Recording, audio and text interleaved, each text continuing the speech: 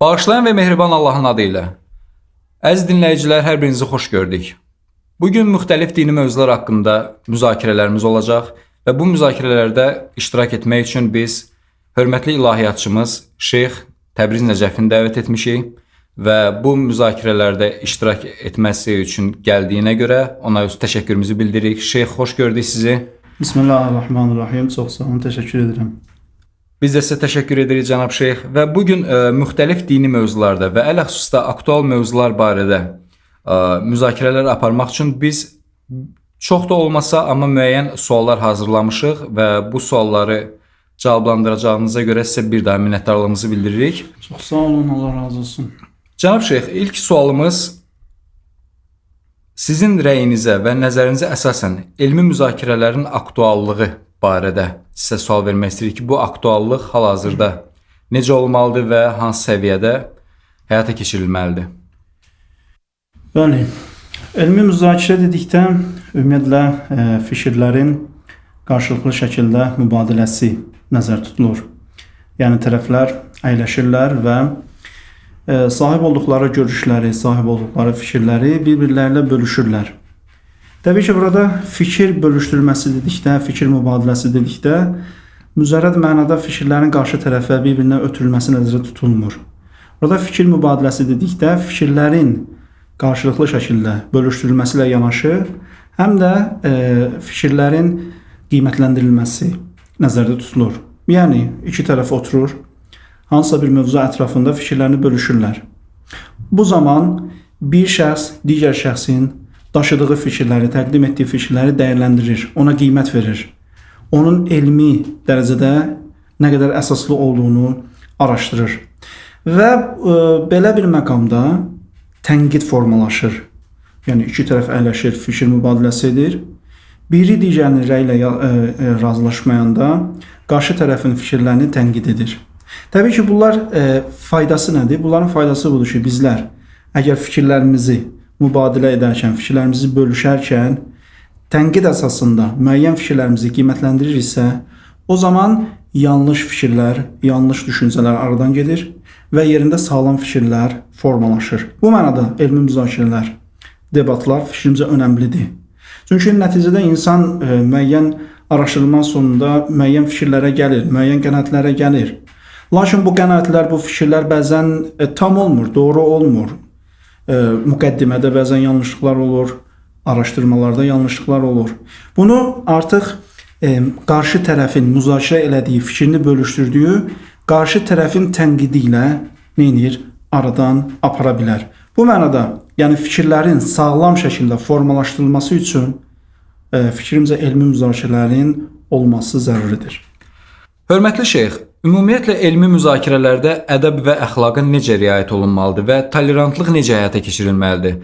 Çünki ümumiyyətlə sıravi dindarlar arasında da bəzi terminlərə münasibət bir mənalı deyil. Belə ki, bəzi hallarda tənqid, təhqir kimi və yaxud da ki, ixtilaf termini qərəzli fikir ayrılığı kimi təqdim olunur. Halbuki ixtilaf sözü özdə rəy müxtəlifliyi bildirilir, qərəzsiz mənada. Zəhmət olsa bu barədə açıqlama verərsiniz. Bilirsiniz, ümumiyyətlə bir məsələni nəzərdə saxlamaq lazımdır ki, insanların hamısı eyni düşüncə formasına sahib deyil. Yəni, insanlar hamısı eyni formada, eyni məzmunda, eyni şəkildə düşünmürlər. İnsanların düşüncələri fərqlidir. Ona görə nəticələr də fərqlidir. Yəni, biz bütün insanlardan, bütün bəşəriyyətdən fikir zamanı, düşüncə zamanı eyni rəy üzərində ittifaq etmələrini gözləyə bilmərik və bu absurddur. Ona görə ilk öncə bunu qəbul etmək lazımdır ki, insanlar fərqli düşünürlər. Çünki insanların düşüncə koordinatları fərq eləyir. Bunu hər şeydən öncə nəzərdə saxlamaq lazımdır. Ondan sonra gəldik elmi müzakirələrdə riayət olunması gərəkən ədəb və əxlaqa. Baxın, əgər biz müqəddimə olaraq bunu dərk eləsək ki, insanlar fərqli düşünürlər, o zaman bunu yenə dərk eləməliyik ki, insanların fikirlərinə hörmətlə yanaşmaq lazımdır. Çünki nəticədə qarşı tərəfin əsaslandığı, istinad elədiyi müəyyən arqumentlər var və o həmin arqumentlərə istinad edərək müəyyən nəticələrə gəlir və digər tərəfdə fərqli arqumentlərə istinad edir və fərqli nəticələrə gəlir. debat zamanı, elmi müzakirə zamanı, fikir mübadiləsi zamanı hər iki tərəf əsaslandığı arqumentləri təqdim edir. Əgər tərəflər təqdim olunan arqumentlərlə razılaşırsa, o zaman nəticənin də razılaşır. Amma yox, əgər təqdim olunan arqumentlər dəlilləri əsassız görürsə, o zaman özünün isnad elədiyi, özünün sökəndiyi həmin arqumentlərə və onun nəticələri ilə razılaşır. Ona görə burada müzakirədə, ümumiyyətlə müzakirədə hədəf bu deyil ki, mən sahib olduğum fikri mütləq qarşı tərəfin beyninə yeridim və o mütləq mənim daşıdığım, mənim o fikirləşdiyim nəticələri gərək qəbul eləsin. Xeyr, bizim vəzifəmiz bir, yəni rasional olaraq deyirəm, bizim vəzifəmiz nədir? Bizim vəzifəmiz dəlilləri təqdim etmək və fikirlərimizi əsaslandırmaqdır. Artıq nəticə qarşı tərəfin öhdəsinə qalır. O mənim təqdim etdiyim arqumentləri nə qədər əsaslı görür və onu qəbul edir ya etmir. Bu, elmi müzakirədə riayət olunması gərəkən ədəb və əxlaqdır. Lakin bəzən bunun əksini görürük. Məsələn, qarşı tərəf təqdim olunan rəyləri əsassız görür və ondan sonra öz rəyini təqdim edir və qarşı tərəfdən də bir növ zəruri olaraq tələb edir ki, gərək sən mənim təqdim etdiyim dəlilləri qəbul edilsən və qəbul etmədiyi təqdirdə də müəyyən təhqir vasitələrindən və üslublarından istifadə edir. Fikrimcə bu məntiqi cəhətdən yanlışdır. Yəni insan elmi müzakirə zamanı fikirlərini əsaslandırmaqla kifayətlənməlidir və nəticəni də qarşı tərəfin öhdəsinə qoymalıdır. Əgər bundan ötəyə keçsə, yəni qarşı tərəf ki, onun fikirlərini qəbul etmir, onun ünvanına bəzi xoşagəlməz ifadələr səsləndirsə, bu artıq elmi mühitdən kənarlaşmaqdır.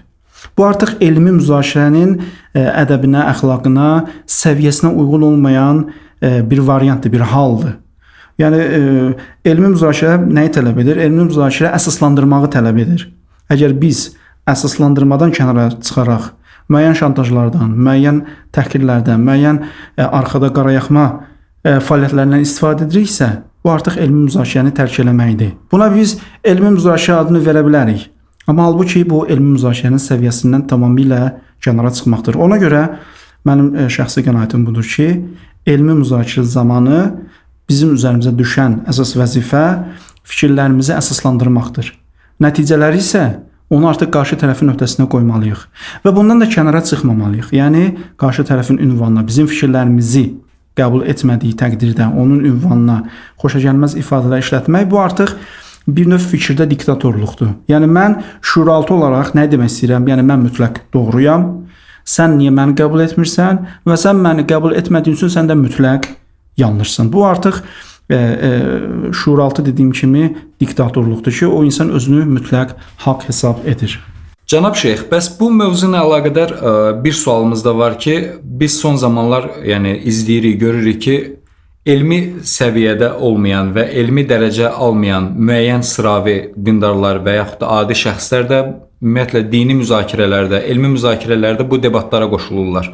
Bəs sizin rəyinizcə elmi debatlar, mübahisələr sırf alimlər və elm tələbələri aralarında olmalıdır və yaxud da sıravi dindarlar da bu debatlara qoşula bilərlər? Yəni bu barədə sizin fikrinizi bilmək istərdik. Bəli, ümumiyyətlə tək dini sahəyə bu məxsus deyil. Bütün elm sahələrində elmi müzakirə, yəni fikirlərin əsaslandırılması bu həmin sahənin mütəxəssislərinə aid olan bir şeydir. Yəni biz əgər elmi müzakirə deyərkən fikirlərin əsaslandırılmasını nəzərdə tuturuqsa, təbii ki, bu alimlərin, mütəxəssislərin işidir. Bəli, sıravi insanlar, yəni sahəsindən asılı olmayaraq, sıravi insanlar da bu elmi müzakirələrdə iştirak edə bilərlər. Amma necə? Bu şəkildəki sual ünvanlaya bilərlər. Yəni sıravi insan gəlir, onun zehnini qurcalayan bəzi məsələlər var və mütəxəssisdən soruşur. Sualını ünvanlayır ki, bu barədə məni narahat edən bəzi suallar var. O sualını verir və mütəxəssis də həmin sualları cavablandırır və əsaslarını təqdim edir. Amma sıravi bir şəxsin gəlib hansısa bir rəyini, öz rəyini əsaslandırması və bunu iddia etməsi bu artıq normal bir haldır. Nəyə görə? Çünki əgər o fikrini möhkəm dəlillərlə həmin sahənin o sahədə mövcud olan elmi dəlillərə əsaslandırmağa qabiliyyəti varsa, o artıq sıravi deyil, artıq mütəxəssisdir.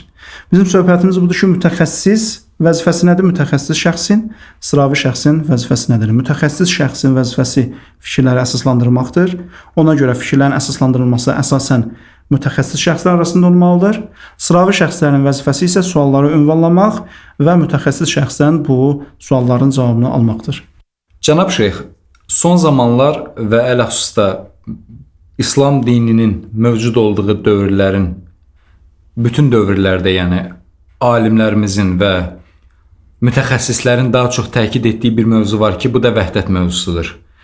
Və bu mövzu da ki, ələxüsus son illərdə alimlər və uləmalar tərəfindən daha çox təkid olunmaqdadır.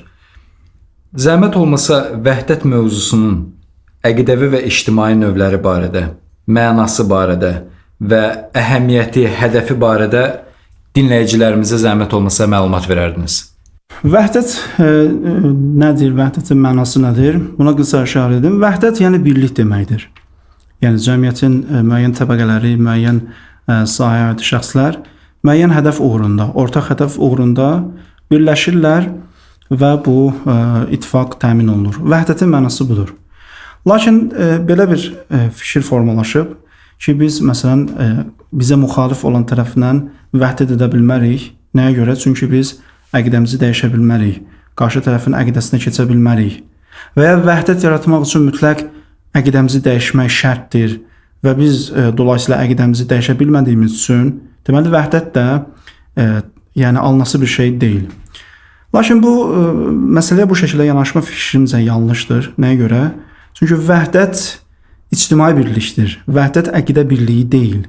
Çünki nəinki tərəflər arasında, hətta eyni məzhəbin daxilindəki nümayəndələr arasında belə bir çox məsələlərdə əqidə birliyi mümkün deyil. Yəni əgər biz tutalım alimlərin fikirlərini nəzərdən keçirsək, istər kəlam elmində, istər əqidə fiqh elmində rəylərini, fikirlərini nəzərdən keçirsək, görək ki, alimlərimiz hamısı fərqli fikirlərdə olublar və bunların hamısından eyni rəy gözləmək bu qeyri-mümkün deyil. İndi əgər alimlərin arasında fərqli fikir varsa, bu deməkdir ki, onlar arasında vəhdət yoxdur. Xeyr, onlar arasında vəhdət var. Çünki onları vəhdətə çağıran ortaq dəyərlər var. Biz vəhdət deyəndə həmin ortaq dəyərləri, ictimai, siyasi ortaq dəyərləri nəzərdə tuturuq. Bu gün biz digər məzhəbin nümayəndələri ilə vəhdət deyərkən bu həmin ortaq dəyərləri nəzərdə tuturuq. Həmin ortaq dəyərlər ki, siyasi və ictimai dəyərlərdir. Yəni bu gün biz qarşı tərəflə deyirik ki, bizim bəzi ortaq dəyərlərimiz var. Quran-Kərimdə də, hətta Quran-Kərimdə kitab əhli ilə də vəhdətə dəvət olunur ki, Allaha inanırıq, peyğəmbərə inanırıq və s. Onlar da Allaha inanırlar, biz də Allaha inanırıq. Onlar da peyğəmbərə inanırlar. Biz də öz peyğəmbərimizə inanırıq və bu ortaq dəyərlər ətrafında vəhdətə dəvət olunur. Deməli biz də müsəlmanlar arasında bu cür ortaq dəyərləri tapıb, həmin ortaq dəyərlər ətrafında vəhdət yarada bilərik. Allahımız birdir, Qur'anımız birdir, peyğəmbərimiz birdir, qibləmiz birdir, Kəbəmiz birdir. Bu dəyərlər ətrafında vəhdət eləmək və daha önəmli şeylərin mübarizəsi üçün birləşə bilərik. Çünki vəhdəti yox eləmək parçalanma deməkdir. Və Quran-Kərimdə özü aşkar şəkildə buyurur ki, əgər siz parçalansaz, o zaman bütün qüvvəniz aradan gedər və düşmən rahatlıqla sizi məhv eləyə bilər. Biz bugün vəhdət deyəndə sırf ictimai vəhdəti nəzərdə tuturuq və vəhdət deyərkən əqidə dəyişdirmək, qarşı tərəfin əqidəsini qəbul etmək nəzərdə tutulmur. Bu əslən mümkün deyil. Əgər biz vəhdətə bu gözdən baxsaq, heç məzhəb daxilində vəhdəti təmin edə bilmərik. Biz vəhdət deyəndə ortaq dəyərlərimiz olan, həmin qeyd elədiyim, sadaladığım dəyərləri nəzərdə tuturuq və bunun ətrafında birləşib düşmənə qarşı əlbir olmağı nəzərdə tuturuq. Çünki əgər biz bugün müsəlmanlar arasında bu vəhdəti təmin edə bilsək, o zaman bir müsəlman kimi, bir müsəlman ümməti kimi gücümüz daha da çoxalar. Amma əgər yox, düşmən bizi həmin bu sünni şiə məsələsi ilə ayırsa, parçalasa, təbii ki, parçala və hökmranlıq et siyasətinə əsasən, şüarına əsasən bizi rahatlıqla parçalayar və bizi məhv edə bilər. Bugün alimlərimizin təkidlə vəhdət ətrafında bu məsələnin qabartmasının da əsas hədəfi budur. Birləşmək və düşmənə qarşı əlbir olmaq və bunun üçün də əqidəni dəyişmək, əqidəni satmaq, nə bilim, fərqli fikirlərə düşmək şərt deyil. Yəni anladığımız qədər vəhdət mövzusu, vəhdət nəinki məzhəblər arasında, yəni mütləq şəkildə heç məzhəbin daxilində də mümkün deyildir. Xeyr, İstər əsla. müxtəlif təbəqələrdə olsun və ya istər mövzularda olsun, belə mümkün olmaz. Bəli, mən buna kifayət qədər nümunə verə bilərəm. Yəni kəlam elmində də nümunə verə bilərəm, fiqh elmində də nümunə verə bilərəm ki, eyni məzhəbin alimləri fərqli fikirlərdə olublar. Və bu da normal haldır, təbii haldır. Vəhdət o demək deyil ki, sən mən düşündüyüm kimi düşünməlisən. Xeyr, vəhdət budur ki, bizim ümumi ictimai dəyərlərimiz var. Məsələn, bu gün hansısa bir dövlətin tərkibində fərqli millətlər var, fərqli ideologiyalar var, Bəli. fərqli təfəkkür tərzləri var, fərqli partiyalar var. Lakin bunlar hamısı dövlətçilik bayrağı altında birləşiblər və dövlətçilik təmin edirlər. Eyni dövlətin hədəfləri uğrunda birləşirlər. Deməli biz də müsəlman ümməti olaraq, baxmayaraq ki, öz aramızda əqidə, fiqhi fərqliliklər var bu mövzularda, lakin ortaq dəyərimiz olan əsas dəyərlər ətrafında birləşib vəhdət təşkil edə bilərik. Cənab Şeyx, bundan öncəki sualda ümumiyyətlə siz vəhdət barəsində danışdıqda əqidə barəsində də qeydlər vurdunuz. Əqidə barəsində vəhdət və bu vəhdətin mümkünlüyü və yaxud mümkünsüzlüyü haqqında bizə məlumat verdiniz. Bu barədə bir sualımız var. Zəhmət olmasa dinin üsulu haqqında məlumat verərdiniz bizə. Dinin üsulu nədən ibarətdir? Dinin üsulu, mən bu barədə danışmışam 2 videoda. Geniş məlumat almaq istəyənlər həmin 2 videoya müraciət edə bilərlər. Mən həmin o söhbətin xülasəsini demək istəyirəm. Ümumiyyətlə, üsul-i din məfhumu müasir dövrdə bir mənada işlənir. Lakin qədim kitablarımızda daha geniş mənada işlənibdir. Sən əgər siz qədim kitablara baxsaq, görərsiniz ki, orada üsul-i din məfhumu sabit olan, möhkəm dəlillərlə əsaslandırılmış bütün məsələlərə şamil ola bilər. Hətta fiqhi məsələlərə belə. Məsələn, Əllamə Hilli Təzkiratul Fuqaha kitabında Ru'yatul Hilal bəhsində bunu deyir. Ayın görülməsi. Ayın görülməsini gətirdikdən sonra deyir ki, bu məsələ aslun min usulid din. Dinin əslidir. Gördüyünüz kimi burada usulü dini Əllamə Hilli daha geniş mənada istifadə edir. Ona görə mən daha çox bunun yerinə dinin zərurəti məfhumunu daha münasib bilirəm. Çünki qədim kitablarda bu da əsasən bu işlənibdir. Dinin zərurəti nə deməkdir və ya dinin üsulu nə deməkdir? Dinin zərurəti tərifi budur ki, istər Asrabadi və istərsə də müasir alimlərimizdən Cəfər Subhani verdiyi tərif budur ki, əgər bir məsələ ətrafında bütün məzhəb alimləri, məzhəbindən asılı olmayaraq, bütün məzhəb alimləri ittifaq ediblərsə, buna deyirik dinin zərurəti və ya üsulü din. Dinin zərurəti, dinin üsulu bu, İslama daxil olmağın ilk pilləsidir. Yəni, müsəlman olmağın, İslama daxil olmağın ilk şərti bu usulü dini, dinin zərurətini qəbul etməkdir. Ona görə burada ittifaq şərtdir. Yəni, bütün alimlər gərək bu mövzuda ittifaq eləsinlər. Amma, əgər bir məsələdə ixtilaf varsa, yəni məzhəb alimləri artıq bu məsələ ətrafında ixtilaf ediblərsə, fərqli fikir söyləyiblərsə, bu artıq dinin üsulundan çıxaraq məzhəbin üsuluna daxil olmaqdadır. Şeyx, siz videolarınızda bildirmişsiniz ki, imamət məsələsi dinin üsulundan deyil, məzhəbin üsulundandır. Yəni bu açıqlamadan belə anlaşılır ki, imamət məsələsi əsas məsələ deyil, ikinci dərəcəli məsələdir. Halbuki bizim Şiə məzhəbinin əqidəsinə görə imamət məsələsi elə dinin özüdür. Yəni dinin bir növ ruhudur. Yəni belə olan təqdirdə necə ola bilər ki, imamət məsələsi əsas vacib məsələlərdən deyil, ikinci növ məsələlərə çevrilir? Zəhmət olmasa bu məsələni biraz geniş izah edərdiniz. Bəli, şübhəsiz bizim əqidəmizə görə, bizim məzhəbimizə görə imamət dinin həqiqətidir, dinin özüdür. Yəni imaməti qəbul etmədən İslam dinini həqiqi mənasında yaşamaq, İslam dinini həqiqi mənasında dərk eləmək bu mümkün deyil. Yəni bunu inkar etmək mümkün deyil.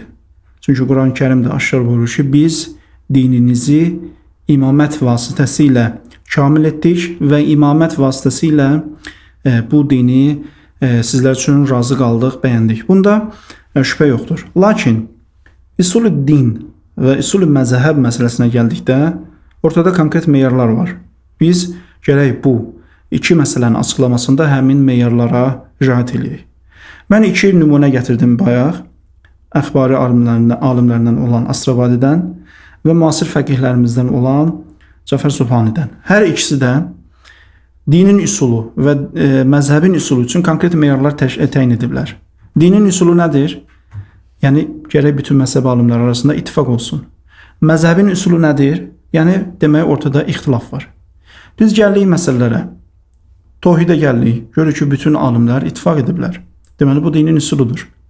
Nübüvvətə gəldik. Görürük ki, bütün alimlər ittifaq ediblər. Deməli dinin üsuludur. Digər məsələlərə gəldikdə, məsələn imamət və ya ədalət, görürük burada artıq ixtilaf var. Bu meyar, bu ixtilafın olması özlüyündə bizlərə kifayət edir ki, biz bu məsələni dinin deyil, məzhəbin üsulundan bilək. Amma məsələnin özünə gəldikdə, həqiqətinə gəldikdə bu artıq başqa mövzudur. Yəni imamət bizə görə məzhəbin üsuludur, lakin buna baxmayaraq bizim məzhəb həqiqi din odur, həqiqi İslam odur və imamət nübüvvətin bir davamıdır və imamın da özü dediyi kimi nizamul ümmədir. Yəni bu ümmətin nizamı, bu ümmətin işlərinin tənzimləməsi bunun əsas icraçısı imamdır. Yəni bunda şübhə edən yoxdur. Lakin məsələlərin təsnifatında, bölgüsündə gərək biz meyarlara riayət eləyək. Dinin üsulunun öz meyarları var, məzhəbin üsulunun öz meyarları var. Amma hansı, məsələn, məzhəbin üsuluna gəldikdə bunun əhəmiyyəti birinci dərəcəlidir, ikinci dərəcəlidir, yəni mahiyyət olaraq o başqa bəhsdir, o başqa mövzudur. Biz dinin üsulu və məzhəbin üsulu bölgüsündə məsələnin özlüyündə hansı əhəmiyyətə, hansı önəmə malik olmasından danışmırıq. Biz dinin üsulu və məzhəbin üsulu bölgüsündə konkret tərifdəki meyarlara əsaslandırıq. İttifaq varsa bu dinin üsuludur, ixtilaf varsa məzhəbin üsuludur. Bu bir. İkincisi, dinin üsulu demək, bayaq dedim, İslama daxil olmadı. Yəni İslamın ilk pilləsidir. Biz burada artıq müsəlmançılığın, İslamın ilk pilləsindən danışırıq. Kamil İslamdan danışmırıq. Kamil İslamdan danışsaq, növbə gəlir çatırara imamətə. Lakin biz İslamın ilk pilləsindən, müsəlmançılığın ilk pilləsindən danışırıq. Ona görə hədislərimizdə də var ki, kim La ilahe illallah desə, Muhammed Rasulullah desə, o müsəlmandır. Və hətta bəzi alimlər, məsələn, Kaşful Xifa, Aslu Şia və Usuluha kitabında deyir ki, İslam və iman bir-birinə sinonimdir. Yəni, dinin zərrətini qəbul edən, nübüvvəti, tohidi qəbul edən həm həqiqi müsəlmandır, həm də mömindir. Bu, fərqli fikirlərlə işim yoxdur, lakin demək istədiyim əsas budur ki, dinin üsulu dedikdə İslama daxil olma nəzərdə tutulur. Yəni bir insanı biz hansı halda müsəlman hesab edə bilərik? Bir növ giriş. Bəli, İslama daxil olma və müsəlmanlara aid olan hökmün tətbiqi və icra olunması. Bunun üçün dinin zərrətinə biz baxırıq ki, bu insan bunu qəbul edirsə artıq müsəlmandır. Kamil müsəlmandır və deyil, o başqa məsələ.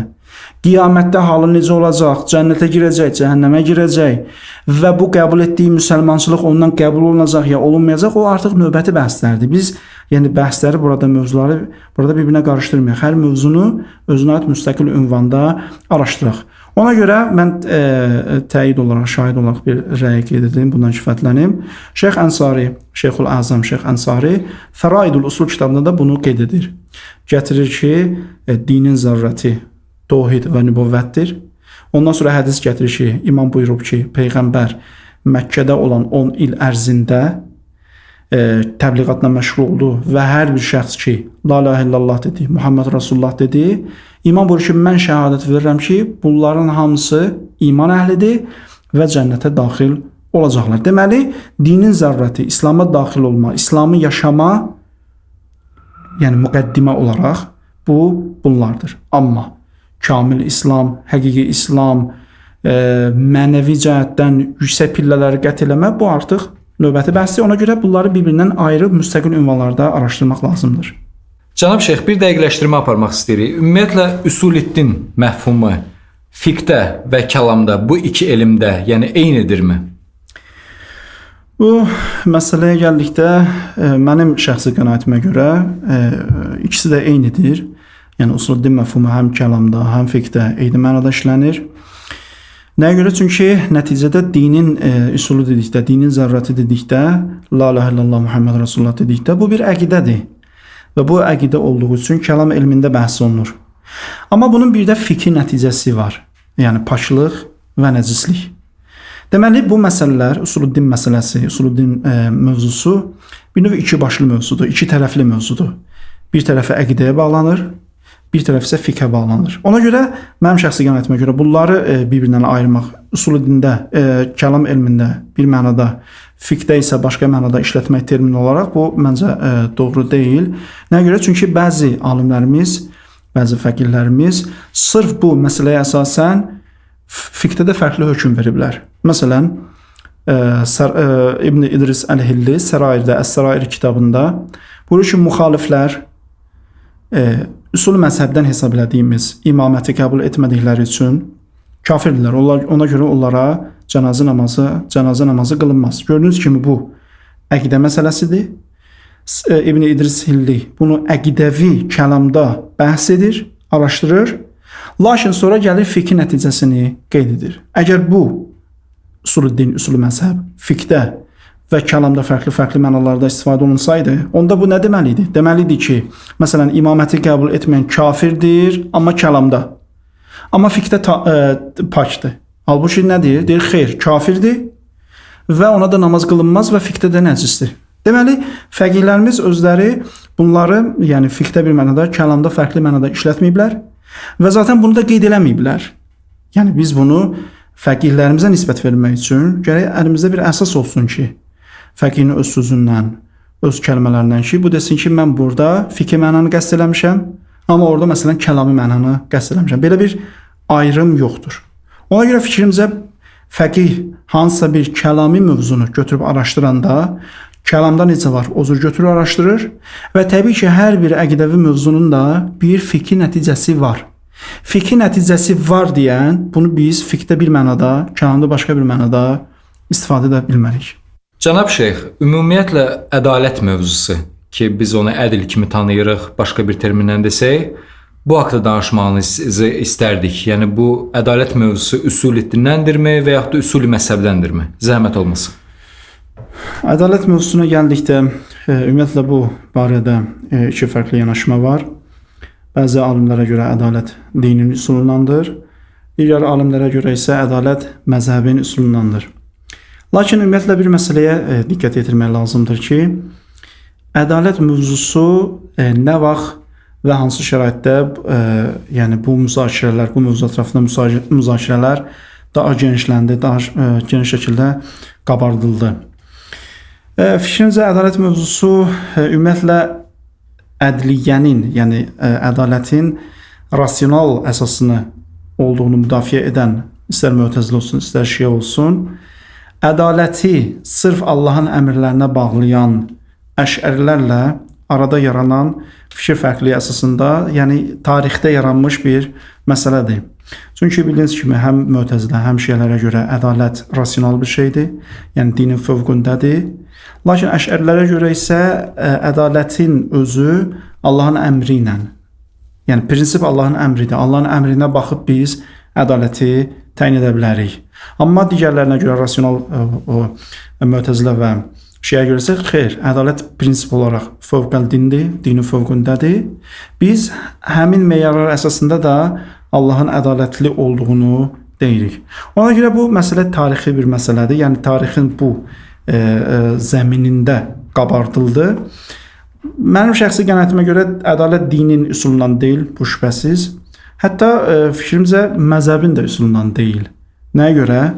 Ona görə ki, ədalət bir sifət olaraq tohid bəhsində araşdırılmalıdır. Yəni biz dinin üsulunun birinci şərti olan tohiddən danışarkən deyirik, tohidin bütün mərtəbələri, yəni zatda tohid, feillərdə tohid, sifətlərdə tohid. Deməli, ədalət məsələsi sifətlərdə tohid məsələsində həll olunmalıdır. Deməli, nəticədə ədalət məsələsi tohid bölümündə həll olunmalıdır. Amma niyə bu qabardılıb və dinin üsulundan və ya məzhəbin üsulundan qeyd olunub? Ona görə ki, burada ciddi ixtilaf var idi. Əşərilər və Mü'təzilə və Şiə arasında. Ona görə bu ayrıca bir bölüm kimi qeyd olunur. Lakin həqiqətdə bu dinin üsulundan deyil, hətta məzhəbin üsulundan deyil. Nəyə görə? Çünki sifətlər məsələsində bir çox sifətdə ixtilaf var. Məsələn, xaliqiyyət məsələsində ixtilaf var. Allahın yaratması yoxdan yaratmadır, yoxsa sofilərin iddia elədiyi kimi izhar eləmədi. Əgər biz hər ixtilaf olunan məsələni dinin üsulundan və ya məzhəbin üsulundan qərar versək, gərək xaliqiyyəti də bura əlavə eləyək. Kəlam sifətində Allahın mütəkəllim olması, danışması Bu barədə ciddi ixtilaflar var. Bəziləri deyirlər ki, Allahın kəlam sifəti də qədimdir. Yəni Quran məsələn. Quran Allahın kəlam sifətinin nümunəsidir. Deməli Quran özü də qədimdir. Bəziləri deyirlər ki, xeyr, Quran məsələn məxluqdur, sonradan yaranıb. Və əgər biz Quranı da Allahın kəlam sifətinə aid edib onu da məsələn qədimlər sırasına daxil etsək, o zaman qədimlərin sayı çoxalır. Deməli, hər sifət ətrafında fərqlilik varsa, biz onun nə dinin üsulundan, nə də məzhəbin üsulundan qərar verə bilmərik. Bəli, bu tarixin müəyyən dövründə fərqli fikirlərə səbəb olub və həmin dövrdə bu cür ciddi ixtilaf olduğu üçün, ciddi fərqli fikirlər səsləndirildiyi üçün bu mövzu ətrafında dinin və ya məzhəbin üstündən qərar verilib. Lakin bu tarixin həmin kəsimində də qalmalıdır. Artıq biz həmin dövrü aşdıqdan sonra və ortada bu qədər sifətlər barəsində yeni ixtilaflar formalaşdıqdan sonra biz artıq ədaləti nə üsul dindən hesab edə bilmərik, nə də məzhəbin üsulundan hesab edə bilmərik. Cənab Şeyx, bildirdiniz ki, ədalət mövzusu, yəni usul məzhəbə salınmağı bu tarixin yəni dövründə baş vermiş, müəyyən bir dövrdə baş vermiş bir prosesin nəticəsində, yəni Əşəri məktəbi ilə Mötəzilə və Şiə məktəbinin arasında yaranmış ixtilaflar nəticəsində yaranmışdır və bu ədalət mövzusu usul məzhəbə daxil edilmişdir. Bəs bu ixtilafların mövzusu, mahiyyəti nədən ibarət idi?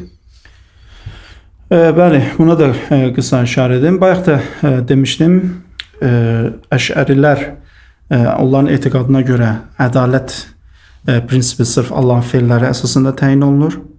Lakin Mötəzilə və Şiələrə görə isə ədalət prinsipləri sırf rasionaldır. Yəni dinin fövqündədir. Ona görə məsələn Əşərilər nə deyirlər? Əşərilər deyirlər ki, biz nəyin ədalətli olub, nəyin ədalətsiz olduğunu bilmək üçün gərək Allahın feillərinə baxaq.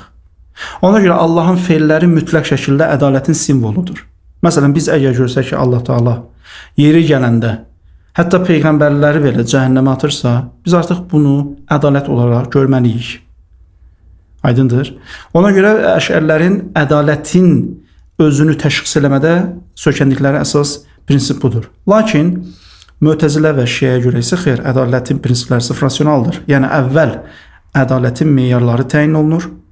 Ondan sonra deyirik ki, bu prinsipləri eləmək, bu prinsiplərə riayət eləmək Allah üçün zəruridir. Bu mənada ki, yəni Allah Taala bundan kənara çıxmaz. Çünki bunlardan kənara çıxmaq Allahın şərinə ziddir. Biz bu təbirdən istifadə edəndə ki, bunları etmək Allaha vacibdir. Biz Allahın üzərinə nə isə vacib etmirik. Sadəcə deyirik ki, bunları etmək Allaha ona görə vacibdir ki, bunları etməmək Allahın şərinə ziddir. Yəni məsələn Allah ədalət prinsipinə əsasən, məsələn belə deyək, ağıl hökm edir ki, ibadət əhli, itaət əhli, Allahı sevən, ömrünü Allaha fəda edən bir şəxs cəhənnəmə daxil olmasın. Çünki bu haqsızlıqdır.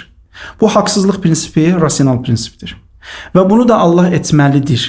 Bu mənada yox ki, biz Allaha nəsə yükləyirik. Xeyr, yəni buna riayət etməmək Allahın şərinə ziddir. Allah Taala heç vaxt haqsızlığa yol verməz. Gördüyünüz kimi biz əvvəl prinsiplər təyin elədik. Ondan sonra dedik ki, bunları etmək artıq Allahın şəninədir və bunları etməmək Allahın şəninə ziddir. Lakin Əşərilərə gəldikdə Əşərilər necədir? Deyir, biz əvvəlcədən heç bir prinsip təyin eləmirik. Biz baxırıq birbaşa Allahın feillərinə. Allah nə elədi? O ədalətdir. Bu əsas iki tərəf arasında olan fərqli görüşlərin qısa izahı idi. Yəni Əşarilərə görə belə desək, əməli məqamda ədalət zahir olur, nəzəri məqamda deyil. Xeyr, bəli. Əşərilər əvvəlcədən heç bir prinsip təyin eləmir. Allahın feillərinə baxır və o feillərdən nəticəni çıxardır. Lakin rasional Şiə və Mötəzilə məzhəbinə görə isə xeyr, bu prinsiplər hamısı rasionaldır. Əvvəl prinsiplər, meyarlar təyin olunur və ondan sonra o tətbiq olunur. Cənab Şeyx, növbəti sualımız müstəzəf və yaxud da müstəzəflik anlayışı haqqındadır. Zəhmət olmasa bu anlayışa dair bir növ geniş açıqlama verərdiniz ki, dinləyicilərimizin bu mövzu barəsində daha geniş məlumat olardı. Bəli, müstəzəf ərəb mənşəli sözdür. Zəif sözündən kök tapıb. Müstəzəf yəni zəif şəxslər deməkdir. Bu hədislərdə də var, usul kafidə də müstəzəflərə dair xüsusi bölüm var. Orada müstəzəflərin hökmlərindən və bir növ mahiyyətindən söhbət açılır. və fəqihlərimizin kitablarında da bu barədə var. Mən qısa olaraq açıqlayım. Müstəzəf, yəni iki növ tərif var. Mən araşdırmaların əsasında bunu deyə bilərəm ki, iki növ tərif var. Bir tərif budur ki, müstəzəf, yəni o şəxslər ki, bunların əqli qabiliyyətləri, idraç qabiliyyətləri olduqca zəifdir. Yəni haqqı batıldan seçmə qüdrətləri yoxdur. Bu ümumi tərifdir. Lakin belə bir tərif də vermək olar müstəzəfə. Müstəzəf odur ki, həm əqli qabiliyyətləri zəif olanlar, məsələn, dəlillər, uşaqlar, qocalar və həmçinin araşdırma aparan, səmimi şəkildə araşdırma aparan, lakin araşdırma sonucunda yanlış nəticəyə varan və dolayısıyla yanlış nəticəni seçən şəxslər də bir növ müstəzəflərdirlər. Çünki bəzi kitablarda, fiqh kitablarda, terminlərlə bağlı kitablarda müstəzəfə bu cür tərif verilib. Onlar ki, araşdırırlar və araşdıran zaman müəyyən dəlillərə söykənirlər. Lakin bu söykəndikləri dəlillər yanlış dəlillər olduğu üçün onları yanlış nəticələrə aparır. Deməli, müstəzəflərin əhatə dairəsini bu cür genişləndirmək olar. Müstəzəflər qocalardır, uşaqlardır, qadınlardır, dəlilərdir, əqli gücü zəif olan şəxslərdir və bir də o şəxslər ki, həqiqətən səmimi niyyətlə araşdırma aparıblar, lakin araşdırma nəticəsində yanlış nəticələrə varıblar. Bunlar da müstəzəflərə daxildir. Ondan sonra gəlir müstəzəflərin hökmlərinə. Hədislərdə var və həmçinin fəqihlərimiz də bunu qeyd ediblər ki, müstəzəflər, onların hökmü budur ki, ehtimal var qiyamətdə nicat tapsınlar. Çünki Quran-Kərimdə bir ayə var ki, və axaruna murcauna li əmrillah, digər bir dəstə olacaq qiyamətdə ki, onların işi Allaha qalıb, Allah istəsə bağışlayacaq, istəsə onlara əzab verəcək. Bu ayənin təfsirində müstəzəflər də qeyd olunub ki, ehtimal var Allah onlara bağışlasın, ehtimal var onları cəhənnəmə daxil eləsin. Lakin bəzi fəqihlər konkret buyururlar ki, xeyr, müstəzəflər cənnətə daxil olacaqlar. Məsələn, Mühəddis Bəhrani buyurur ki, ayənin zahiri hər iki ehtimalı göstərsə də, lakin bir çox hədislər göstərir ki, müstəzəflərin axırı, aqibəti cənnət olacaq. Cənab Şeyx, bundan öncəki sualların cavabında da qeyd etdiyiniz imamət məsələsi, yəni qeyd etdiniz ki, bu məsələ üsul məzhəbdəndir. Bəs bu imamət məsələsini qəbul etməyən şəxsi müstəzəf hesab etmək olarmı? Çünki bəzi insanların fikrinə və rəyinə əsasən imamət məsələsini qəbul etməyən şəxslər birbaşa cəhənnəmlikdir. Yəni hökmləri axirətdə cəhənnəm olacaqdır. Zəhmət olmasa bu barədə geniş açıqlama verərdiniz. Müstəzəflər, ümumiyyətlə o müstəzəfdən qabaq müxaliflər iki dəstədirlər. Yəni haqqı inkar edən, bizə görə imamət ki haqdır. İmaməti inkar edən müxaliflər iki dəstədir. Bir dəstə budur ki, bunlar imaməti inatkarlıq üzərindən inkar edirlər. Bir dəstə budur ki, xeyr, inatkarlıq üzərindən inkar etmirlər. Sadəcə imamətin dəlilləri onlar üçün sabit olmayıb. Birinci dəstəyə gəldikdə, yəni inatkarlıq üzərindən inkar edənlərə gəldikdə şübhəsiz onlar cəhənnəmlikdir. Və mən videoda qeyd etmişəm, bu inatkarlıq üzərindən qeyd etmə, inatkarlıq üzərindən inkar etmə, bu tək imamət mövzusunda deyil, istənilən mövzuda, yəni haqq olaraq bilindiyi istənilən mövzuda inatkarlıq üzərindən inkar etmə, o Peyğəmbəri inkar etməyə səbəb olur və nəticədə insan dindən çıxır və aqibəti də cəhənnəm olur. Məsələn, bir insan namaz, onun vacibliyini inatkarlıq üzərindən inkar etsə, zəkatın vacibliyini inatkarlıq üzərindən inkar etsə, şübhəsiz o Peyğəmbəri inkara səbəb olur. Çünki bilir ki, bu hökmü gətirən Peyğəmbərdir. Onu qəsdən inkar etmək, Peyğəmbəri inkar etməkdir və bu da cəhənnəmə getməyə səbəb olur. Bu birinci dəstə. İkinci dəstə isə xeyr, bunlar inatkar deyirlər. Sadəcə olaraq ya əqli qabiliyyətləri çox zəifdir, idraç gücləri çox zəifdir, ya da ki, araşdırıblar, lakin araşdırma zamanı yanlış nəticəyə varıblar. Bunlar da əgər səmimiyyət üzərindən araşdırma nəticəsində səmimi araşdırıb və ya lakin araşdırma sonucunda yanlış nəticələr varıblarsa və həmçinin hədislərdə başqa bir qeyddə gəlir ki, qəlblərində əhl-i beytə qarşı düşmənçiliklər yoxdursa, o zaman onlar da cənnətə daxil olacaqlar. Çünki hədisdə var, Şeyx Saduqun Xisal kitabında hədis var ki, cənnət 8 qapısı var. Bir dəstədən peyğəmbərlər girəcək, bir dəstədən məsələn siddiqlər girəcək, salih insanlar girəcək, 5 qapıdan şiələr və əhl-i beyti sevənlər girəcək, sonuncu qapıdan isə digər sair müsəlmanlar daxil olacaqlar. Lakin imam orada şərt qeyd edir. Şərti budur ki, qəlbində Əhl-i Beytə qarşı zərrə miqdarı qərəz, kin, küdrət olmasın. Deməli, bir insan tohidə, nübüvvətə inamı varsa, Qurana inamı varsa və öz məzhəbinin gərəkdirdiyi şərtlərə uyğun şəkildə yaşayırsa və qəlbində Əhl-i Beytə qarşı düşmənçilik yoxdursa, şiələrə qarşı düşmənçilik yoxdursa, o zaman imam buyurur ki, onlar da qiyamətdə cənnətə daxil olacaqlar. Bu bir. İkinci məsələ var ki, bəziləri iddia edə bilər ki, bu müstəzəf məsələsi istisnai bir haldır. Yəni, məsələn, 5-3 nəfər tutalım müstəzəf bu şəkildə istisnai bir haldır. Lakin fikrimcə bu yanlışdır. Çünki müstəzəf təbəqə, müstəzəf dəstə heç də istisnai bir hal deyil. Cəmiyyətin, yəni cüzi bir hissəsini təşkil eləmir. Məsələn, Sahibül Cəvahir, Şeyx Məhəmməd Həsən Nəcəfi Cəvahirül Kəlam kitabında bu məsələyə toxunur. Bu ki, müstəzəflər həm imamların dövründə, həm də bizim öz dövründən danışır. Bizim dövrümüzdə cəmiyyətin ilə əksəriyyətini onlar təşkil edir. Cəmiyyətin ümumi kütləsini onlar təşkil edir. Belə olan təqdirdə buradan anlaşılır ki, elə cəmiyyətin ümumi kütləsini təşkil edən o müstəzəflər həmin şərtlər daxilindəki qəlblərində Əhl-i Beytə qarşı düşmənçilik yoxdur. Belə olan halda onlar cənnətə daxil olacaqlar. Ona görə bunları, yəni cəmiyyətin cüzi bir hissəsi kimi göstərmək yanlışdır və müxaliflərin hamısını arada heç bir fərq qoymadan cəhənnəmlik olacağını demək də bu fikrimcə yanlışdır. Cənab Şeyx, çıxışlarınızdan ibarət 2 videoda siz müstəzəf məfhumu barəsində danışmısınız və bu 2 videoda müstəzəf məfhumu açıqlanarkən bir ziddiyyət yaranmışdır. Yəni çıxışınızda.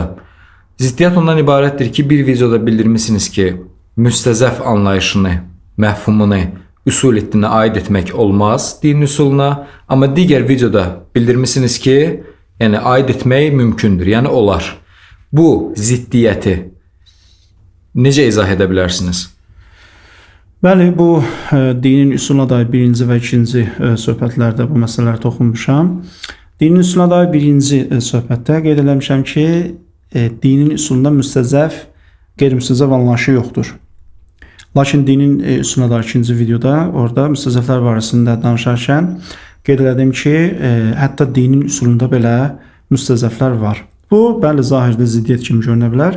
Lakin bunun açıqlaması çox sadədir. O budur ki, birinci videoda həqiqətdə mən ondan əvvəl Seyyid Xoyinin rəyini gətirmişəm dinin üsuluna dair və o usul-i-dindən müstəzəf olmaz, o Seyyid Xoyinin rəyinə əsaslanır. Çünki Seyyid Xoyi dinin üsulundan, dinin zərurətindən danışarkən buyurur ki, dinin zərurəti bunlardır və hər bir şəxs bu məsələlərdə müstəzəf olsa, o cəhənnəmə getməyəcək. Burada necə çıxarış aparırıq? Yəni, o cəhənnəmə getməyəcək, amma cənnətə də getməyəcək. Aydındır? Bəli. Deməli, dinin üsulunda müstəzəf yoxdur, yəni cənnətə getmək üçün. Çünki mən orada hədis gətirirəm ki, məsələn, Haqqiyyə adlanan bir qrup var. O qrup baxmayaraq ki, imaməti qəbul etmirlər və amma buna baxmayaraq cənnətə daxil olurlar. Deməli, imamət dinin üsulundan deyil. Niyə? Çünki dinin üsulundan olsaydı bu məsələ, Seyyid Xoyinin rəyinə əsasən onlar cənnətə gedə bilməzdilər. Bəli, cəhənnəmə də getməyəcəkdilər, amma cənnətə də gedə bilməzdilər. Amma hədis həmin Haqqiyyə qrupunun dəstəsinin cənnətə gedəcəyini dediyi üçün biz buna əsasən demişik ki, bəli, bu dinin üsulundan deyil imamət. Niyə? Çünki dinin üsulundan olsaydı, onlar ən azı cənnətə getməyəcəkdi. Lakin ikinci videoda artıq növbəti rəyə əsaslanmışam.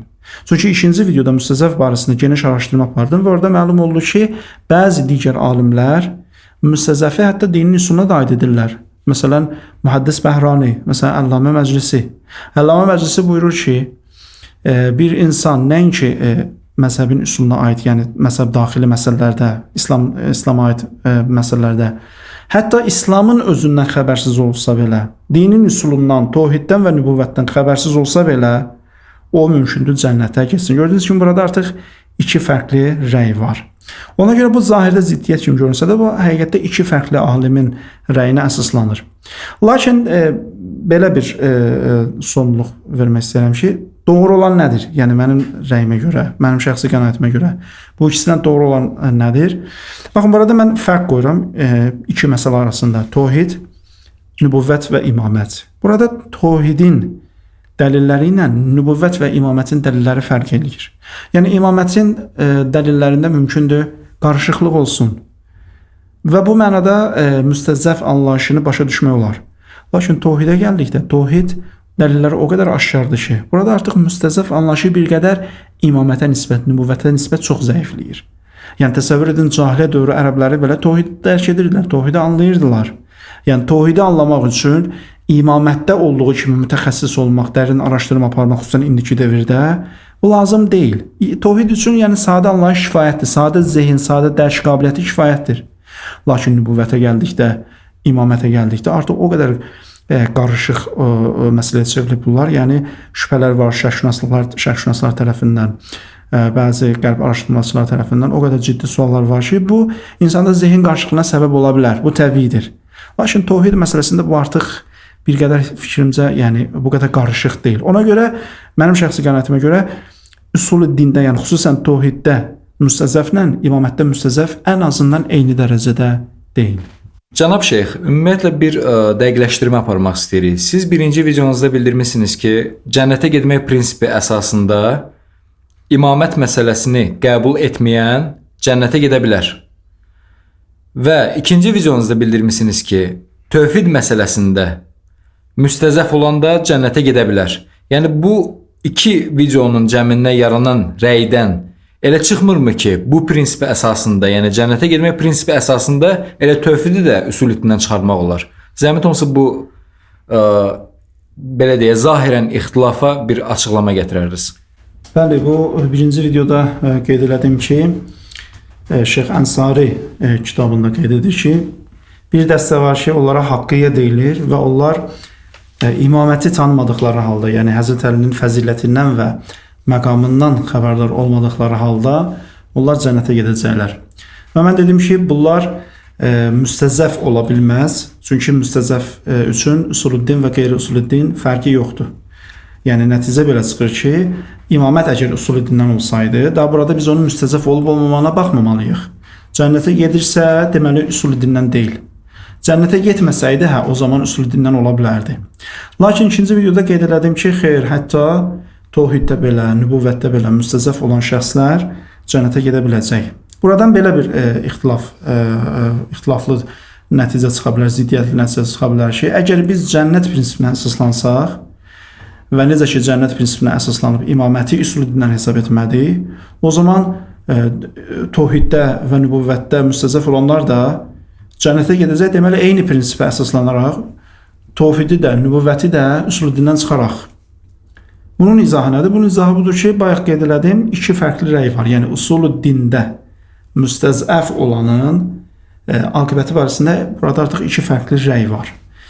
Əvvəl ümumi müstəzəflər haqqında danışdıq. Burada artıq xüsusi şəkildə danışırıq ki, üsuluddində müstəzəf olanın hökmü nədir? Yenə iki rəy var. Bayaq qeyd elədim qısa. Bir Sedxoiyə görə üsuluddində müstəzəf olanlar cəhənnəmə getməyəcək. Amma cənnətə getməyi bilinmir. Lakin Mühəddis Bəhraniyə görə, Əllamə Məclisiyə görə, hətta üsuluddində belə müstəzəf olanlar cənnətə gedəcək. Deməli, biz əgər Seyyid Xoyinin burada prinsiplərini əsas qəbul eləsək, o zaman cənnətə getmək prinsipi üzərindən üsuluddini ard edə bilərik, qeyri-üsuluddindən. Yəni, əgər biz bir yerdə görsək ki, filan, məsələn, dəstə imaməti qəbul etmədiyi üçün cənnətə gedirlərsə, deməli, onlar həmin məsələ üsuluddindən ola bilməz. Çünki Sedxoiyə görə üsuluddində müstəzəf cənnətə getməyəcək. Lakin əgər biz Əllamə Məclisinin rəyini qəbul etsək, Əllamə Məclisiyə görə hətta dini qəbul etməyənlər belə, yəni üsuluddində müstəzəf olanlar belə cənnətə gedəcək, o zaman artıq Əllamə Məclisinin rəyinə görə biz cənnət prinsipi üzərindən üsuluddini qeyri-üsuluddindən ayıra bilmərik. Deməli, biz burada iki fərqli metod var, iki fərqli prinsip var. Baxaq görək hansı prinsip əsasında nəyi təşxis edirik. Əgər Sedxoinin rəyini, prinsipini qəbul etsək, o zaman cənnət prinsipi əsasında biz üsuluddini qeyri-üsuluddindən ayırt edə bilərik. Necə ki, mən birinci videoda onu qeyd elədim. Lakin əgər biz Əllamə Məclisinin prinsipini təqdim elədiyi prinsipi qəbul etsək, o zaman cənnət üzərindən biz üsuluddini qeyri-üsuluddindən ayırt edə bilmərik. Ona görə ilk öncə bu iki prinsip arasında, iki meyar arasında ayrım etmək lazımdır və ondan sonra hansını əsas tutub, onun əsasında üsuluddini qeyri-üsuluddindən ayırdığımıza fikir vermək lazımdır.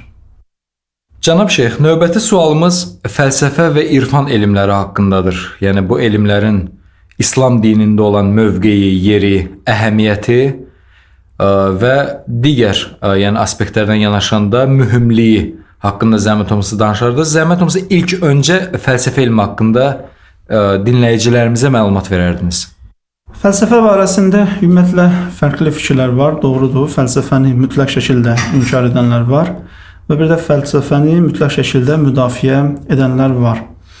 Lakin mənim şəxsi qənaətimə görə fəlsəfə ümumiyyətlə düşüncə metodudur. Yəni fəlsəfə fikirləşmək üçün təqdim olunan, insan ağlının məhsulu olan bir elmdir. Ona görə bunun İslamla uyğun gəlib gəlməməsindən, yəni bu şəkildə müzakirə məncə yersizdir. Nəyə görə? Çünki nəticədə İslam dini düşüncəyə, təfəkkürə önəm verir.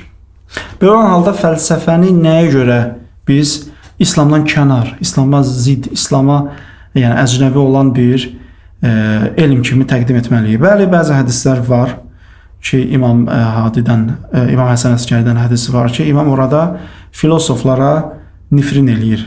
Onlar ki, deyir, filosoflar onlar nifrin eləyir. Bəzilər bu hədislərə isnadən fəlsəfənin yəni rədd olunmuş, qəbul olunmayan bir elm olduğunu iddia edirlər. Lakin tarixə nəzər salmaq lazımdır ki, ümumiyyətlə fəlsəfənin özünün tarixi var.